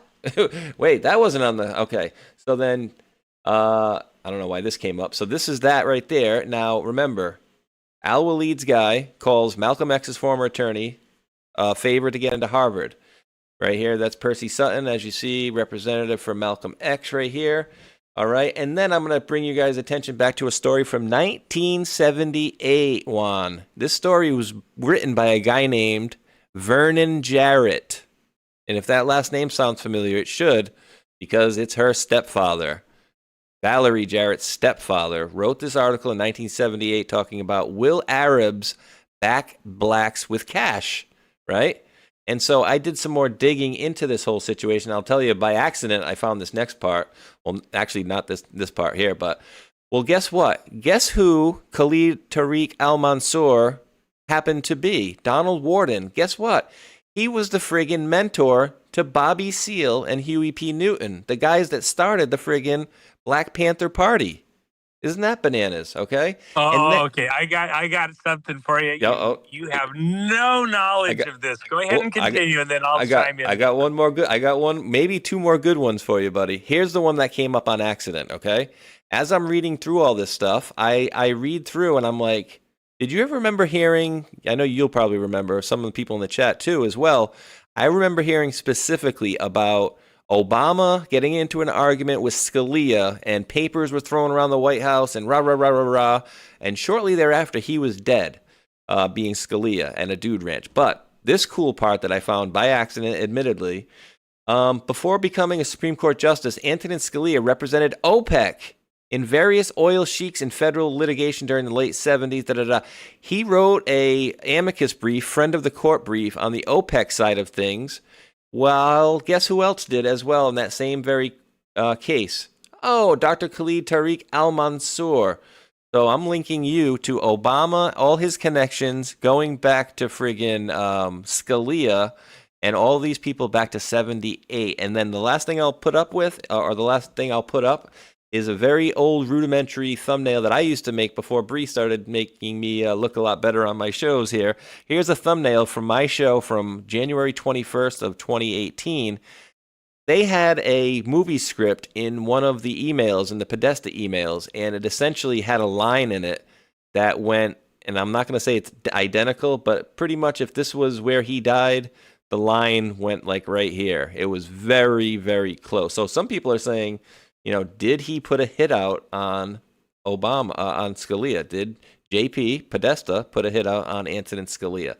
So that's my little wrap up on all those folks. What else you got? Well, let me add something really, really interesting. So I'm working on it right now. I've actually had someone doing the editorial work that I'm actually supposed to be meeting later today, but I don't know if I'll get time to do it. I've got other meetings that are happening here shortly. But do you know, let's see, how do I say this without giving things away too bad? We have the actual person, he's still alive, who led the intelligence operation for a particular country where Huey Newton and other of the Black Panthers came and formed up this alliance to create the Black Panthers.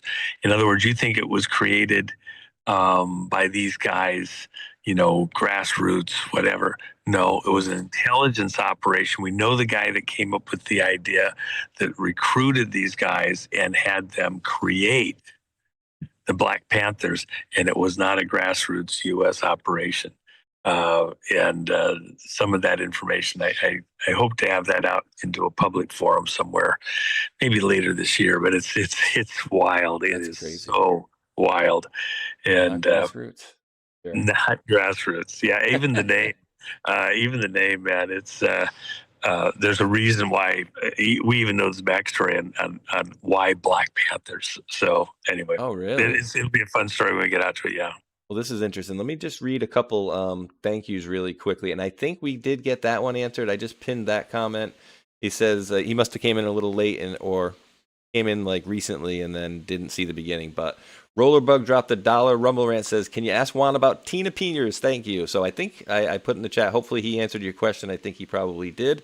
Thank you for that. And this one's interesting. A $5 Rumble Rant from Cyrus the Great 87.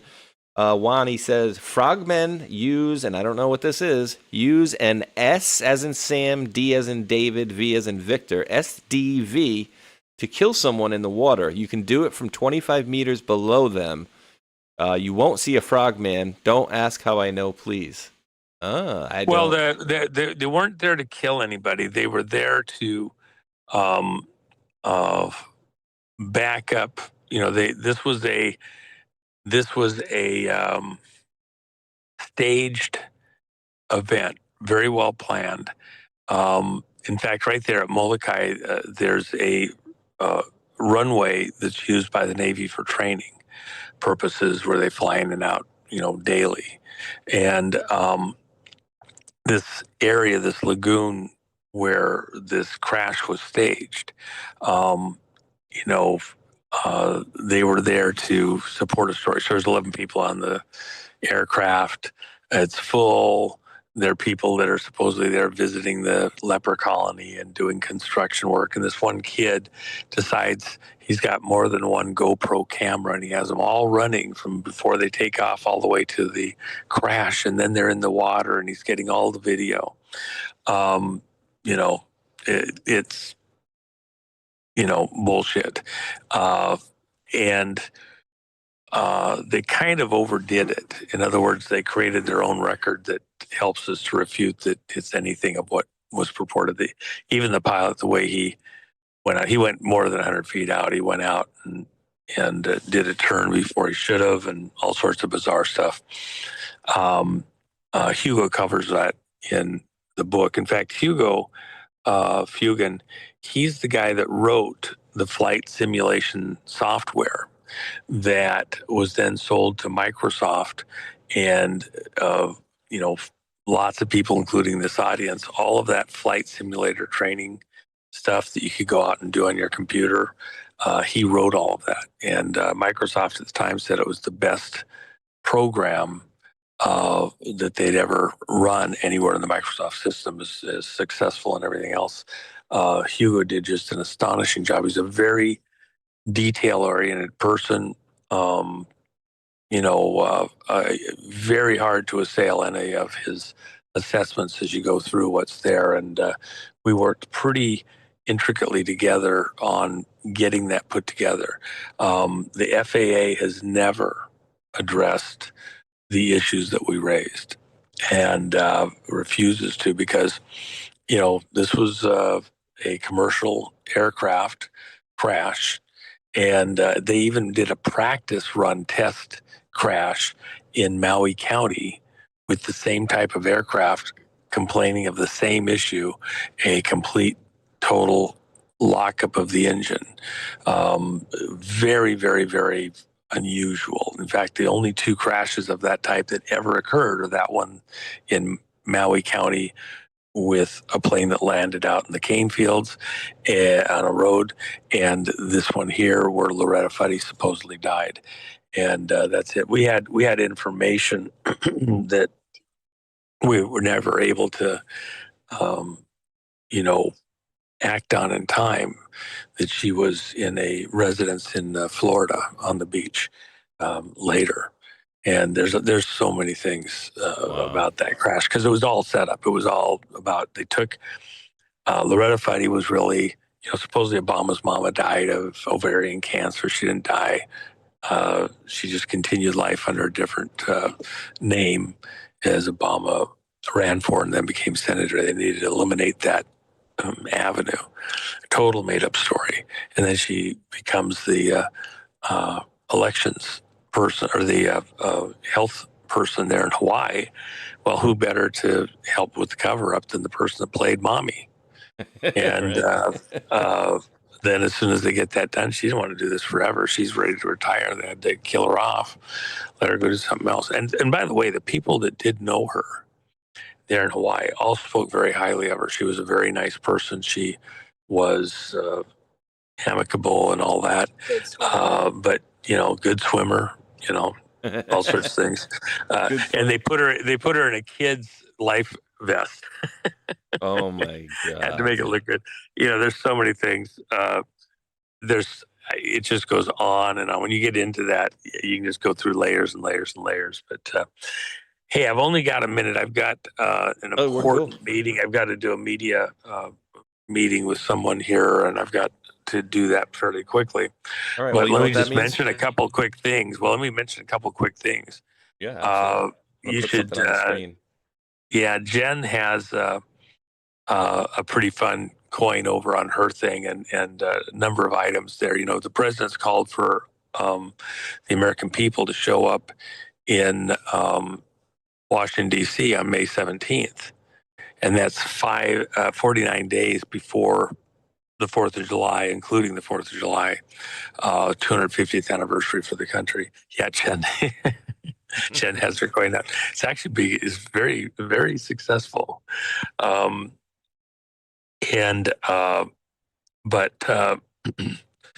what's up with all the documentaries all of a sudden? Like, dude, where were all the documentaries like for the first 10 years after he died? Quote, died, right? And then what have we seen? 3, 4, 5 documentaries / movies in the last few years? Those are and actually one thing. It's actually the last several months. Right? It's all hitting at the same time. I also don't know if you maybe wanted to touch on this too quick, because you also put the KAHN. I think that was a hat tip as well, if I'm reading that correctly. Yeah.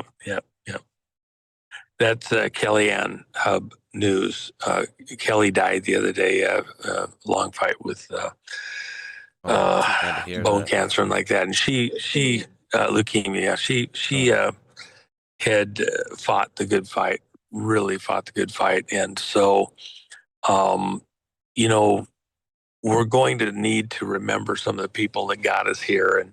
And she was pretty dedicated to a lot of the research and like that. A lot of people, even in this audience, probably got their first inklings of some of the mischief going on behind the scenes with the reports that she did. So she, she decoded a lot of stuff and like that. And in fact, I will say this, without Kelly, it's probably difficult to know how I would have ever have met Jennifer, because Jennifer was looking at stuff that Kellyanne Hub News was doing. I remember when she had her cooking channel, and then Kelly had mentioned Field McConnell, and Jennifer had gone over there, and then she heard a few of the interviews I did over there and put pictures to them, because in that time I only did the audio. And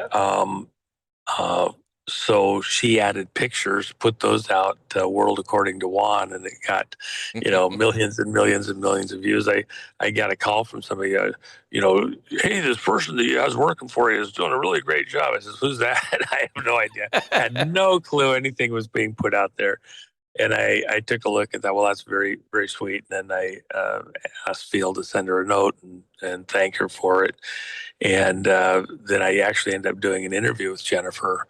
And then over time, got to know her.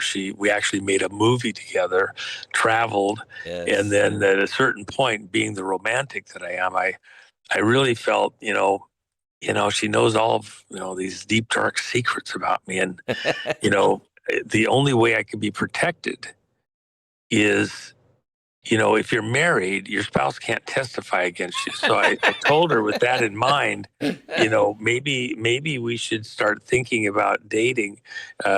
She said, we're in the getting to know each other stage, but we ended nice up. try, buddy. We ended up, yeah, but very platonic relationship up to that point.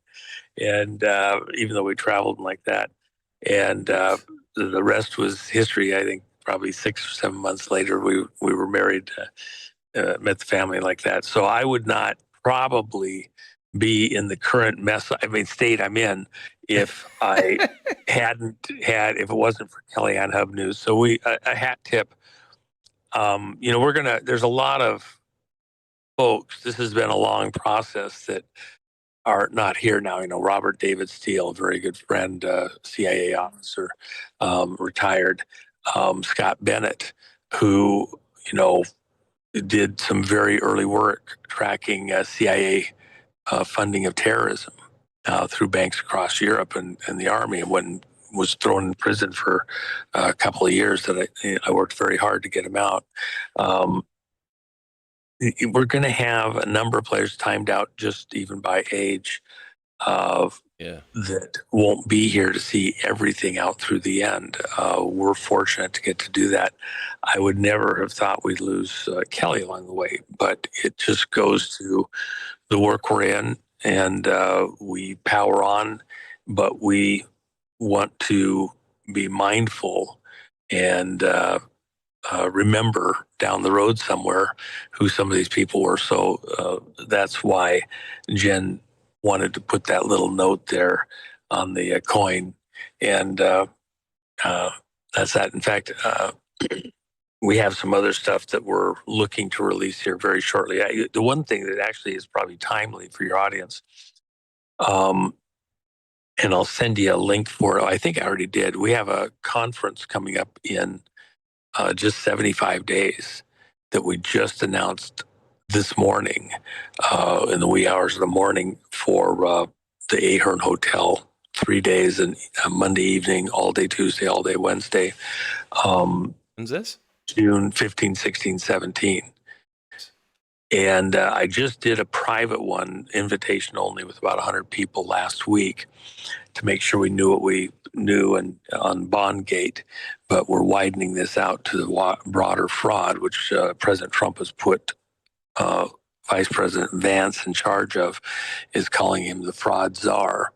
But we're doing, essentially Fraudgate. We're doing a fraud fighters summit, and just have some of the greatest folks within this patriot movement out there. They'll be presenting at it.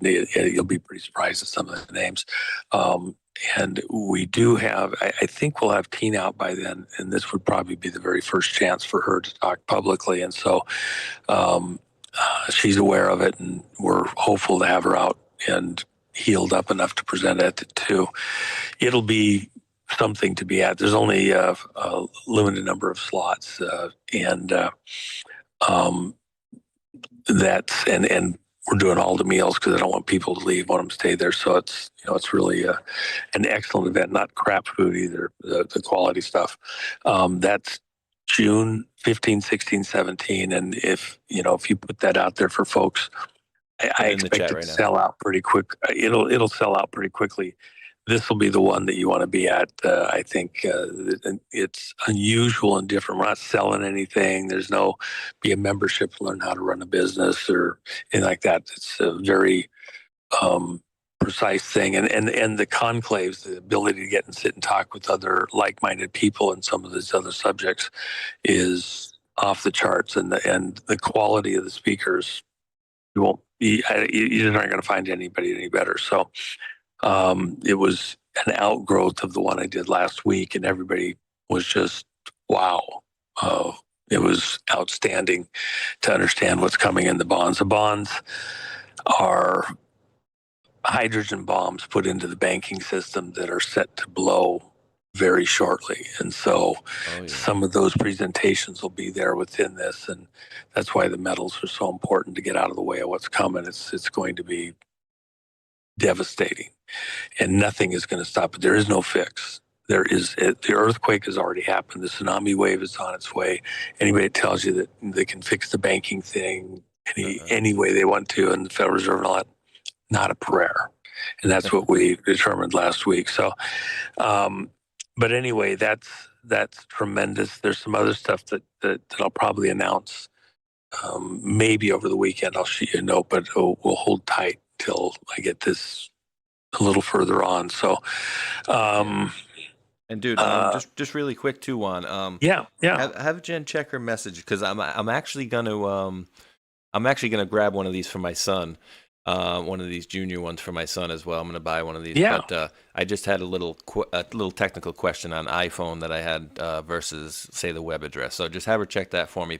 And just really quickly before I let you go, this is something that people can actually, you can, when you sent this to me, I thought this was just something apart from you. I thought that like it was kind of a government thing and they were going to go over some of the fraud. But just looking at it from now, I'm like, wait, you could actually learn how to do some of this stuff and actually make some money off of this, because aren't they offering 30% for fraud like nationwide? I think Besant had announced that. So I told people on my live stream last night, like, I'm going to downtown Providence today. I'm looking for some leering centers and daycares to see if I can find anything. Because if I find $1 million worth of fraud, if they give you 30% of that, that'd be some pretty good money. So I know most people aren't looking at it like that. Well, the one thing is just so you know, so we've got people that are looking at the school bond fraud. And once you know what you're looking at, so in California, we have several law firms now that have filed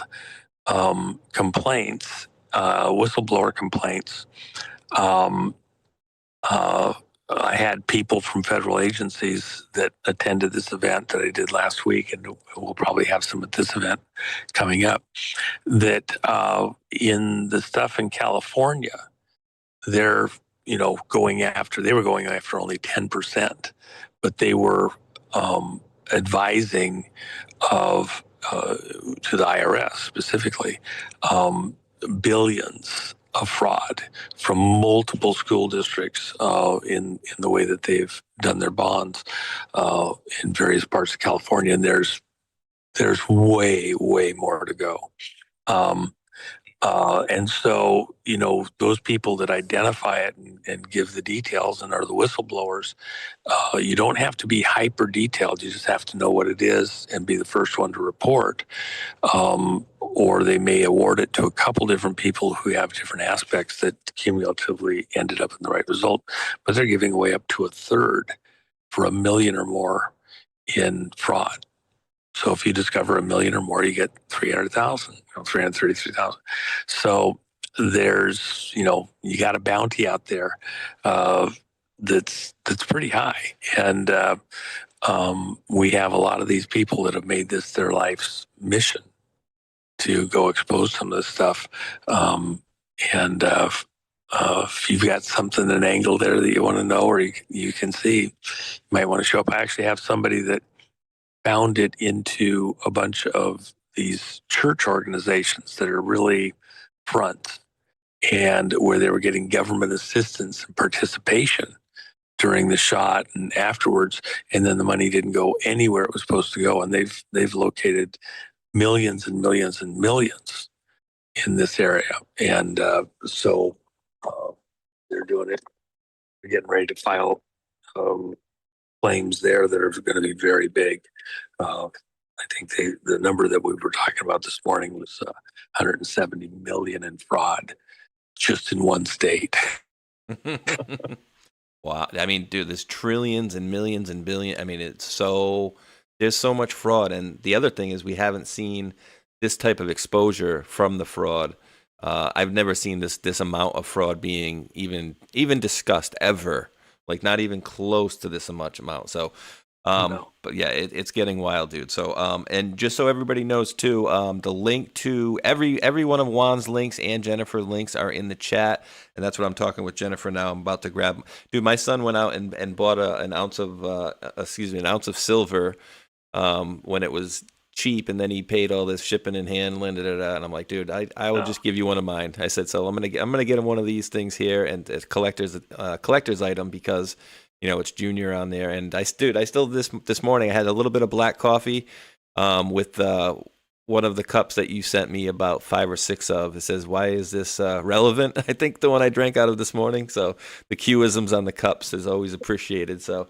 But yeah, dude, I don't want to hold you up for too long. If you got to blast off, and I know you say you had an appointment too, but all of those are in the chat, guys. thejennifermac.com is in there, and then the Gumroad stuff is all in there for Juan down below. And again, I don't want to, if I say this, Juan's going to probably go on for 3 or 4 minutes, but some of the banks out there, and I covered this the other day, some of the banks are doing, what are they? I don't know. I don't think it's short positions, but they're positioning for like $900 or $1,200 an ounce silver.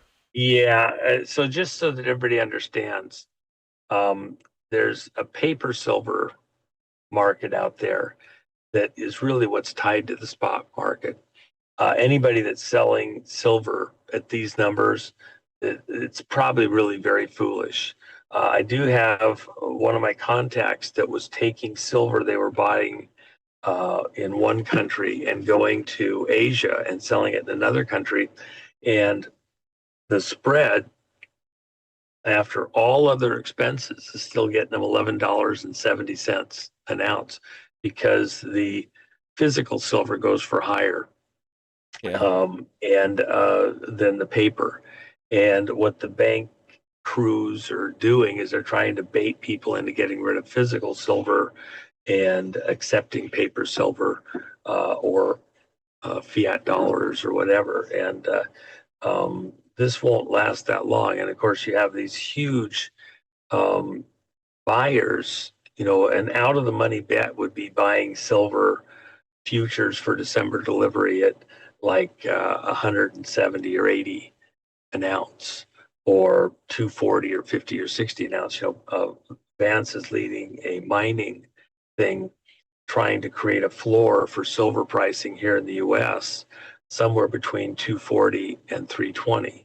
And the number that seems to be where they're locking into is, it's a floor, it's an insurance policy for mining companies, is somewhere around 260. The foreign groups want to do 240. The domestic groups are trying to get 280 or 300, but I think they're probably going to end up somewhere maybe just a little north of 260 in the final determination. Well, that's well above where we are at now. And for cost, because the cost to mine silver is greater here in the US than the price of spot.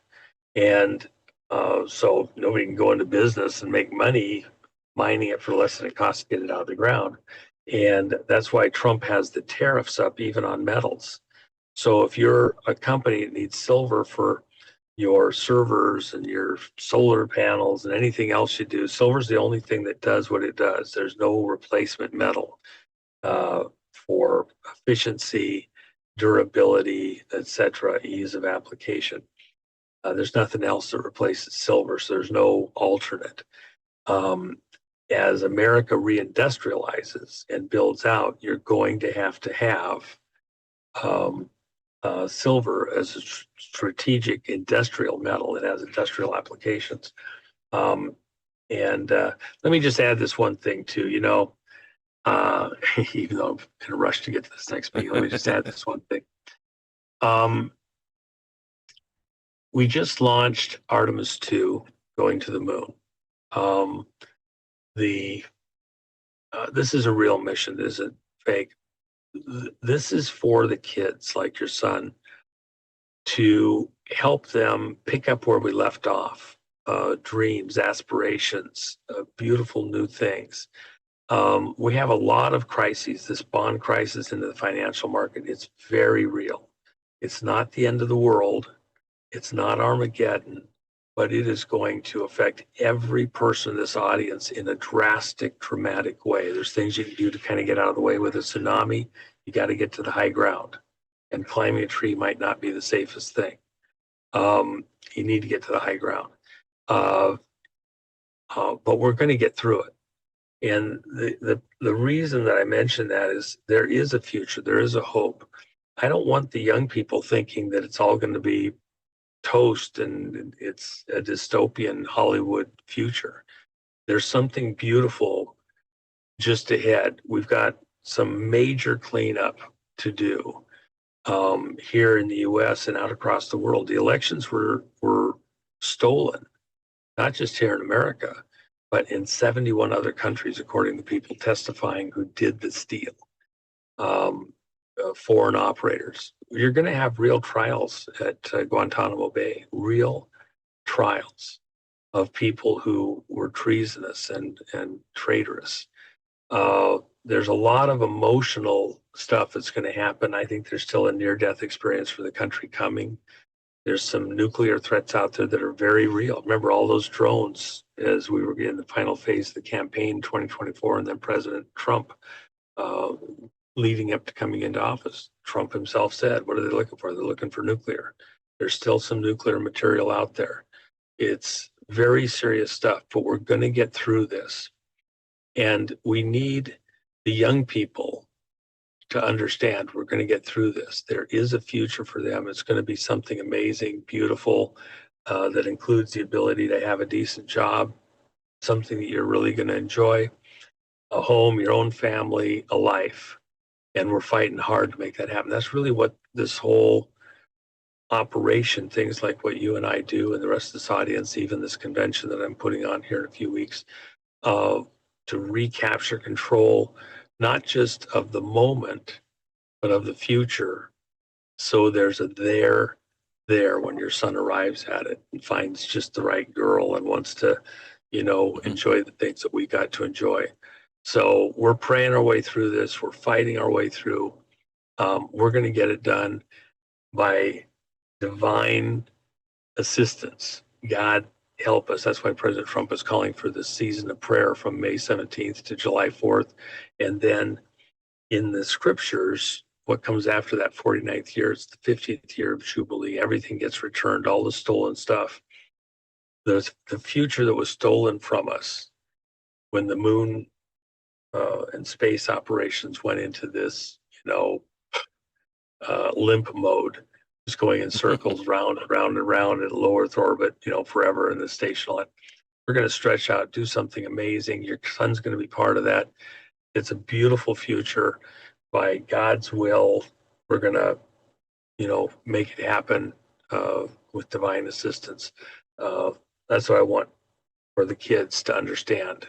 All of this work, all this effort, all this fight through, all these meetings, it's so they have something there when they get there to work with and enjoy. So anyway. Yeah.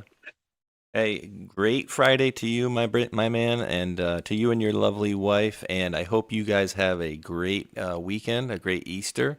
And I hope everything is peaceful and beautiful and wonderful for you guys out there. So thank you for popping in. And I just sent over Jen a text. I just grabbed myself a little junior coin. And actually, it's going to be for Junior. So even though he's not a junior, but he's my boy. But yeah, he's starting to stack a little bit of silver. He's been working since he was 14 in like 10 months. And so his new thing, Juan, you'll appreciate this, is he wants to start a YouTube channel calling himself the Time Master or something like that with his watches. But he's got a couple watches that are, a few $100, but he keeps getting all these like $40 Amazon watches. And I'm like, dude, stop wasting your money on it. He's like, well, I want to get this knockoff Tag Heuer, it's like an Apple watch, an electric watch. It's like $400. I'm like, dude, it's a knockoff and you want to buy a $400 knock? Like, come on, dude. Well, the only thing I would say is everybody, you kind of learn. I learned with the cars like that. So, and that's why it's you get to spend time with them, and it's a learning experience to help them, think and rethink this stuff. But now that I know he's got a watch thing. I'll keep that in mind. I think I have a Mustang watch in my stuff that's from several years ago that you'd probably get a kick out of. I'll see if I can find that next time I'm in the shop in the garage. And that's kind of fun. It was given out by the dealers to their salesmen if they sold a Mustang in a particular month. So it was kind of fun. Yeah. But you know, think of all the entrepreneurs that start on something kind of different, bizarre, nobody else likes it, and then they make a career out of it. You know, they learn things. That's the fun of being a kid. And I want to. In fact, I had an Accutron watch that I saved for. It was very expensive when NASA was doing the Accutron thing, and there's a whole story there. Sometime I'll take the time to explain. It's a very, very important story. But anyway, appreciate you tremendously.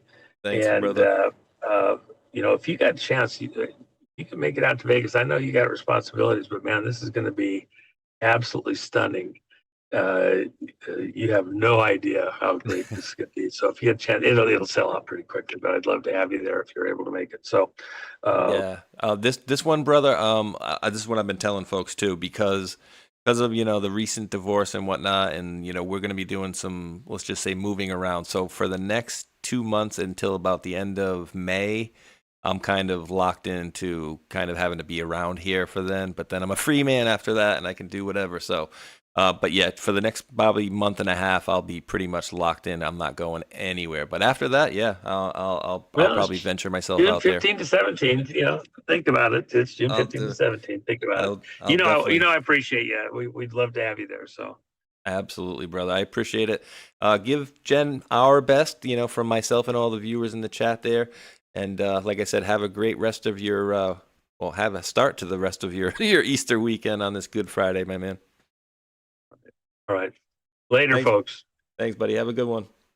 All right. All right, guys. And that was Mr. Juanito. Always a blast with Mr. Juan on there. And Jen, always a couple of people that always make me laugh. Very interesting to chat with, of course. And I learned something new about the Bundy Ranch deal I had no idea about. And does anybody doubt that, though, that Obama would do something like that, set up the drones and whatnot? I wouldn't doubt it. So I think I'm going to raid you guys into Mr. Rambo, Dave and Rambo in a little bit. I'll see if anybody else is live at this time or not. If you guys know anybody that's live that you guys typically watch, send it over. But more than likely, I'll be sending you over to my brother, Mr. Rambo, after I read a couple of these thank yous. And if you guys will allow me to take just a minute to do a little kids guide thing here. This is what pays the bills, so that's why I've never asked you guys for, you know, donations. While they are always appreciated, I will never sit here and ask for them.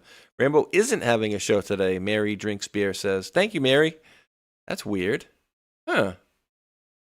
Yeah, I even told him yesterday. I said, "Oh, I think I'll raid you after one." He's like, "Okay." Maybe they were supposed to, you know, and decided not to or whatever. But all right, let me just blast this one out, and then I'm going to say some thank yous, and then we'll find out. You guys can thank you also, Icy One, who also reiterated Rambo is not going to be having a show. So while I read this stuff out here and do some thank yous, see if you guys know anybody that is live that I can raid into. We'll see if Tron's live or if Hulk's live or anybody else there. But let me just blast this little kids guide thing out here really quickly. And then I'll do some thank yous and I'll go take my boy out as he doesn't have school today either. And yeah, and I'll tell you a funny story from this morning. Actually, let me read this quick first. But all right, parents, real talk for a second. America is about to hit a huge milestone. We are coming up on America's 250th birthday. 250 years of freedom, grit, sacrifice, and the greatest experiment in self-government the world has ever seen. This is the perfect moment to help your kids understand why this country matters. It's not just the fireworks and hot dogs, but the real story behind it all. There's a free guide called The Kid's Guide to America's 250th Birthday, and it's honestly a great way to introduce kids to how America began, who the founding fathers were, what they risked, and why the ideas they fought for still matter to this day. This guide sends kids back to the moment when brave men signed the Declaration of Independence, knowing full well they were risking their lives for freedom. It breaks it all down in a way kids can actually understand and enjoy without watering it down or turning it into boring schoolwork. If you care about raising kids who know where this country came from and why it's worth preserving, this is something you'll want to grab. And the best part, it's completely free with this special offer. You only need to pay $2 for shipping and handling. Head over to freeusabirthday.com. That's freeusabirthday.com, and the Kids Guide to America's 250th birthday for your kids today. America's story matters. Make sure the next generation knows it. Boom. And actually, I've never taken the time to actually get around to actually ordering one of those. And so for $2 shipping and handling, why not, right? I'll let you guys all know, anybody in the chat have that by chance? That anybody ordered that kids guide for the $2 shipping and handling? And let us know what it's like, and I'm gonna order one in a little bit after the show is done here, and then I will let you guys know what it is. Yeah, too bad the show's in Vegas, right? Overbuilt Automotive says, I ain't driving that far, and planes are a no-go. Oh, what's the matter? You don't want to you don't want to wait in line at the airports, just like all the congressmen and women are having to do now? That's great. I'm absolutely loving that stuff, guys, that they have to sit in line and wait, which they should have to. Again, we really need to get back to the point of our country where there's no special benefits for somebody. Like that whole thing with Tina Peters. Yeah, we're going to give her 9 years. And then the other guy's like, yeah, $3,000 fine. But actually, you can work it off with, with community service. Like, are you serious? The guy did actually worse than Tina, and he gets a slap on the wrist. So that type of stuff, guys, needs to absolutely go bye-byes and can't ever be led to happen in the future. We need a fair and impartial world going forward. No rules, no two-tier justice system. Over here on the D Live, the top contributor today is Saint Cosmic Dildo, P Dancer, and Patriot Chick. I think people maybe think I'm making this up or something like that. Just so you guys can see. Not trying to be crude here or anything, but that's the name. And originally the icon used to be a deer that was made out of a pickle with like stick figures. So I always find that one very interesting. But yeah, Slick Willie's Willies, always kind of one of my favorites. And they don't have to be crude, for me to find them funny. But I do enjoy the interesting names. But let me go over here and release the old treasure chest on the D Lives distributing. What can I put in there? Can I put in 5 diamonds? Let me see. Submit. Hey. Let me put them in this time, guys. 5 diamonds, and I got 1 diamond left, so I can't give any more. But distributing those rewards are coming at you in 29, 28, 27, and counting. And I'm heading over to the foxhole.app, a.k.a. pill.net. Neo, thank you very much for the shades. Says, happy resurrection weekend, Mikey and Juan. Thank you for that there, Neo. Kane Chris always got the yummiest cookies. I don't know why they always taste so different and weird from everybody else's cookies, but I feel really good after I eat them. It says THC cookie for the lower backbones. Oh, okay. Thanks for that, Kane Chris. And then Tracy S. with the cookie. Sorry, missed this one. Ask Juan if he has heard from Field McConnell. I can actually blast him a text really quick and see if he answers me. I will put a chat in the I'll put it into all the chats to see. People asking if Juan has talked to Field lately. I know he was not in good health the last time I saw.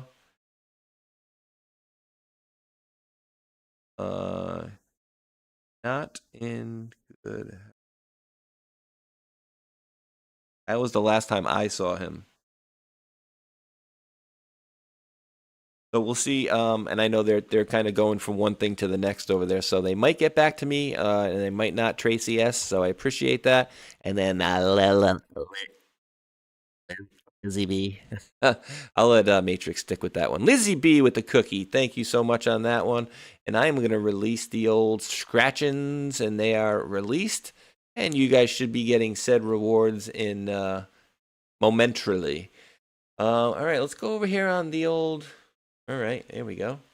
Go over here on the old. All right, let me put that. I see somebody's asking for something in the chat here. Wheezy, that's right. And that's actually, Wheezy says in the chat, I'm just going to open it up so you guys see the Rumble chat here. That's actually where I saw Juan or heard Juan for the first time. I don't know if you guys knew that or not. I'm going to grab that link for you guys. Hey, actually, give me 1 second. So the first time I had ever actually heard Juan was on Field McConnell. So for those of you who maybe used to watch Field McConnell back then, was this his sister? Let me see if I can pull it up. I think it was Christine Marcy.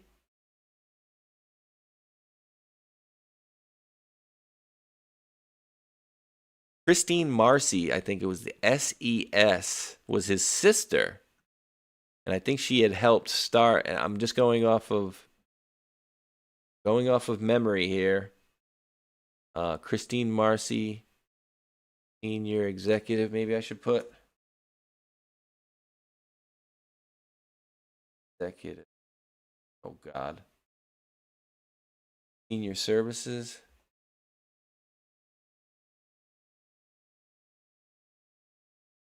"40-year-old rules, civil service. Marcy is like many of her fellow colleagues. Constraints of 40-year-old civil service system that largely hasn't changed." Yeah, I wonder why. Christine Marcy never intended to make a career in government, but she met life-changing mentors at a federal internship in '67. She stayed, graduated law school, and rose to the ranks of the general schedule. So when President Jimmy Carter signed the Civil Service Reform Act in 1978, which ultimately created the Senior Executive Service, Christine Marcy jumped at the chance to shed her status as a supergrade executive to join the SES. So she was like one of the first folks in the SES, as far as I understood it, or she helped, start it. And Field was her brother, and she talked about it. He talked about her all the time.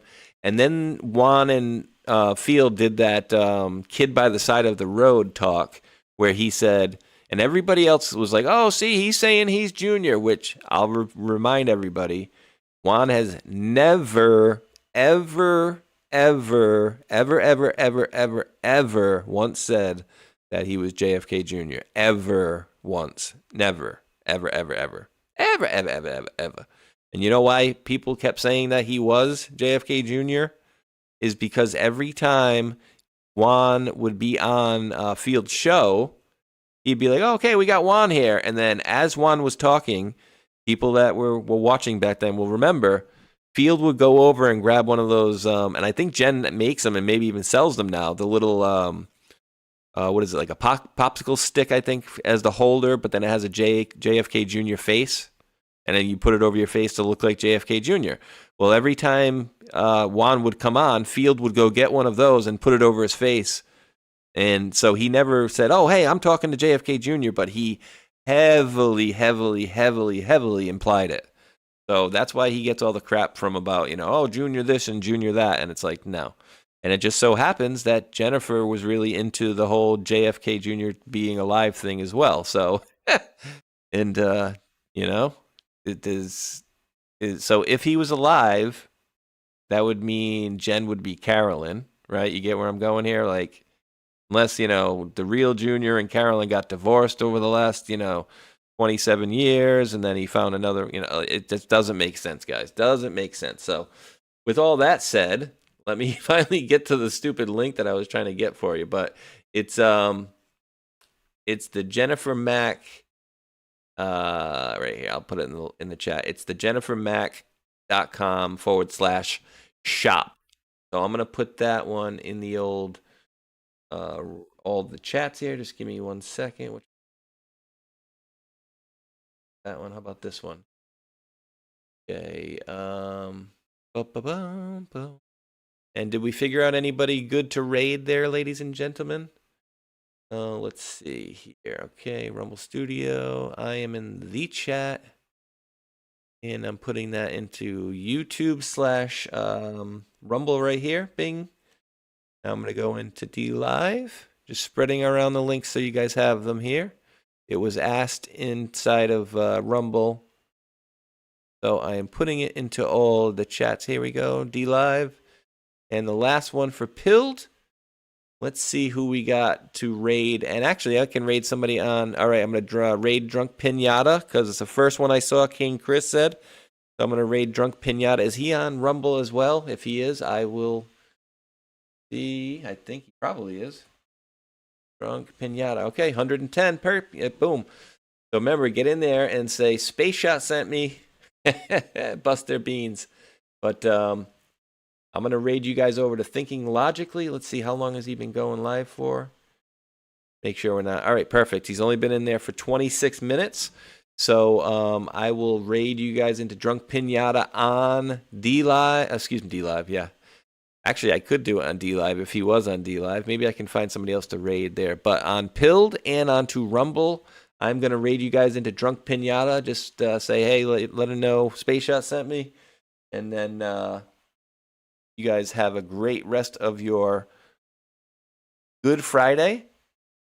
I hope you guys have a wonderful Easter. I hope you guys all have a great, peaceful Easter, and be like me, even though you really want to yell, politics and stuff, and haha, I told you this and that and the other, or whatever.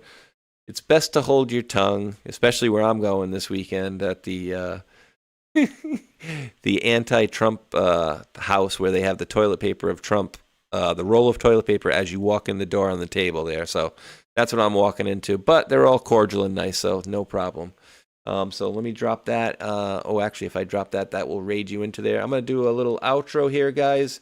One for the folks out on YouTube, and then the folks that stay into Rumble and Pilled and D-Live all get an additional video or outro video. And, somebody actually, just goes to show you cannot make everybody happy.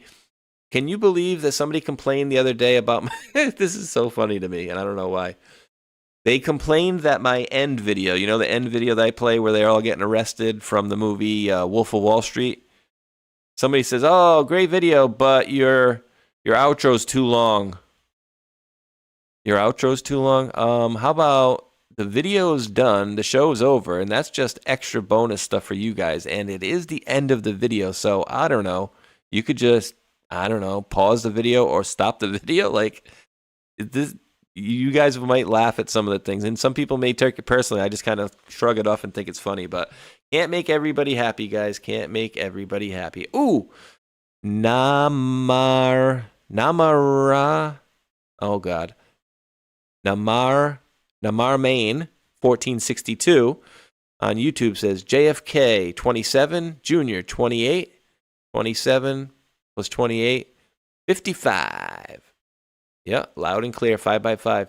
And yes, Ron Wake Up 3175. That is in the link of the description box in YouTube, in Pilled into Rumble. It's called Makings of a Perfect Day or something like that. I showed a couple clips of it. It's called, I'll put this in the link as the outros are playing as well. It's called The Makings for a Perfect Day with Juan O Savin, a 74-minute film.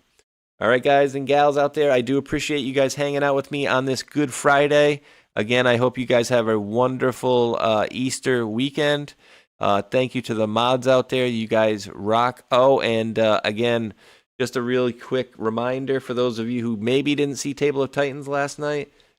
Ding! Oh, where'd it go? No, there it is. Here. Bing! Right there. So if you guys remember...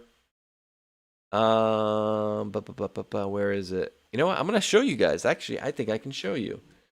If you guys remember in 2018 or 2019, me and Bree did a little line of T-shirts out of Teespring, and I must say we did have the best designs. If I can find it, I don't even know if I can find it. T-shirts, Teespring. You know what? I think I know where it is. I might just take me a second. Oh. All right. So Jennifer actually did get back to me, guys, on the person who was asking about Field. Jennifer typed that we heard that he broke his ribs and that we do need to call him. So, yeah, he last time he didn't look like he was doing too well. He's getting a little bit older, but he looked like he was in poor health when I saw him last, which was, not in person. It was online, of course, but a few months ago. So, of course, we hope, he's feels better and does well going forward. But, yeah, getting old definitely sucks, that's for sure. I'm trying to see if I got it here, guys. I don't want to hold up the show for too long, but I also do want to show you guys the wonderful artwork. Let me see here. Might have it. No, it used to be at the bottom of all. So, see, for example, here's one of the shirts. Here we go. So there's one, and we had a big Q on the front, and it had all stuff on the inside as well. That was just one, and you couldn't really see, everything else that was going on there. But let me see. I have one image that has like 20 or 30 of the old designs that were on there. So I don't know. I'll find it for the next show or whatever. But if it happens to pop up or I find it during the outro video, I'll pop back in and show you guys. But as the image you saw right there states, any requests or good ideas for some T-shirts, let me know. Send me an email, spaceshot76 at protonmail.com. And also, we will absolutely do a T-shirt giveaway. I forgot how we did it last time, but I'll probably do a giveaway like maybe once a month. And then we'll just send it right to your house if you guys want to share. And so what I did last time is, however we did it, we picked, person A. If person A said, oh, no, I'm good, give it to the next person. We just went right down the line and whoever the next person would have been. So that's how we'll do that. And those will be coming at you soon. Again, appreciate you guys hanging out with me. Have a great rest of your Good Friday and a wonderful Easter with all your fams, and try to keep it civil. Hey, peace out from Northern Rhode Island. Mikey B, 23 in the Rumble chat. What's up, brother? Northern Rhode Island. I am in, I guess you would call it southeastern Rhode Island. I'm like in the Barrington-Seekonk line, so not too far away. I'm actually going to head up to Route 6 in a little bit with my boy. So, again, appreciate you guys for hanging out with me. Wheezy says, I still wear my T-shirt, by the way. Yeah, I got a couple of them in the closet as well, so... it was definitely some great merch, and the shirts were good quality too, so it should be the same here. Use some of your thumbnails for shirts; they're perfect. K. Sarah, yes, that's actually that's in the works, and Bree's gonna be working. The hell was that? Repeat. My backup phone that I only use to go on like Twitter and whatever, the Siri just said something to me out of the blue. And that is creepy. Really freaking creepy. All right, so all right, guys. Again, have a great rest of your weekend, and I'll finally get you out the door here. I do appreciate each and every last one of you wonderful world patriots for tuning in out there. And until that next video, which, by the way, will be tomorrow at 1 p.m. Eastern with Hulkinator, I do appreciate if you, on the way out, can hit the thumbs up button for us, guys. And as I say at the end of every video, truly appreciate you all. And hit the thumbs up on the way out. Thumbs up, like, and subscribe. You just came for the end, Sheikah G. You can always rewind. And peace.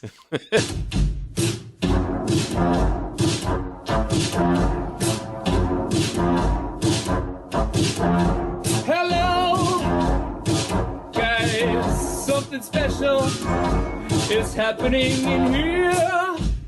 That's right, it's brackets and jackets, bringing it back for brackets and jackets, special Epstein Island edition.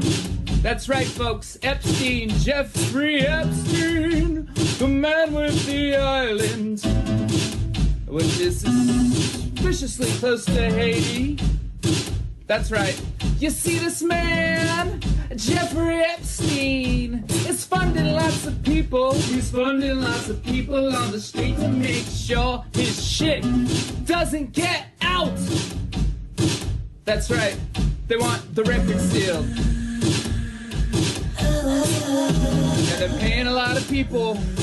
Epstein's paying a lot of people. Oh boy.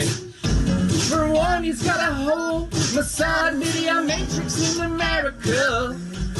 And I would bet you anything that Alex Jones is one of them. Prove me wrong. That's right, Cappy's in the portal. Cappy's in the portal. Cappy's in the building with songs about Epstein. It's Breakfast Jacket's Epstein edition. Guys, I had some epiphanies today. I had some real big epiphanies about some guys. A big network of guys and spies and lies and liars. All right, think about this for a minute, okay? The guy in Portland, the scientist that just got busted for producing CP, that guy is 1 degree of separation away from Epstein. Epstein, the investor that lives in West Palm Beach, Florida. I know a guy who lives in West Palm Beach, Florida as well. Investor as well. Also involved as well. And all is not well with these guys. The Florida boys, the Glow boys, the Scott Israels of the world. You see, Epstein is Hillary Clinton. And Epstein is Haiti. And Epstein is a big network of media assets. By the way, did you know that Steve Bannon was going to that guy for money? Also, Epstein is Epstein Oprah. Epstein is Chris Tucker. You remember him. Epstein is also Kevin Spacey. Epstein is also Prince Andrew. Epstein is also... Who else is Epstein? Who else is Epstein? Tell me. You guys know? Who else is Epstein? Is Epstein Big Pharma? Is Epstein Bryan Singer? Is Epstein Naomi Campbell? Yep, all of the above. All of the above. Who is Epstein? Epstein is the keystone of a whole motherfucking matrix. And once you pull it out, it all falls down. Dersh was there too. And that's right, we're dropping red pills every day. Dropping red pills in the best kind of way.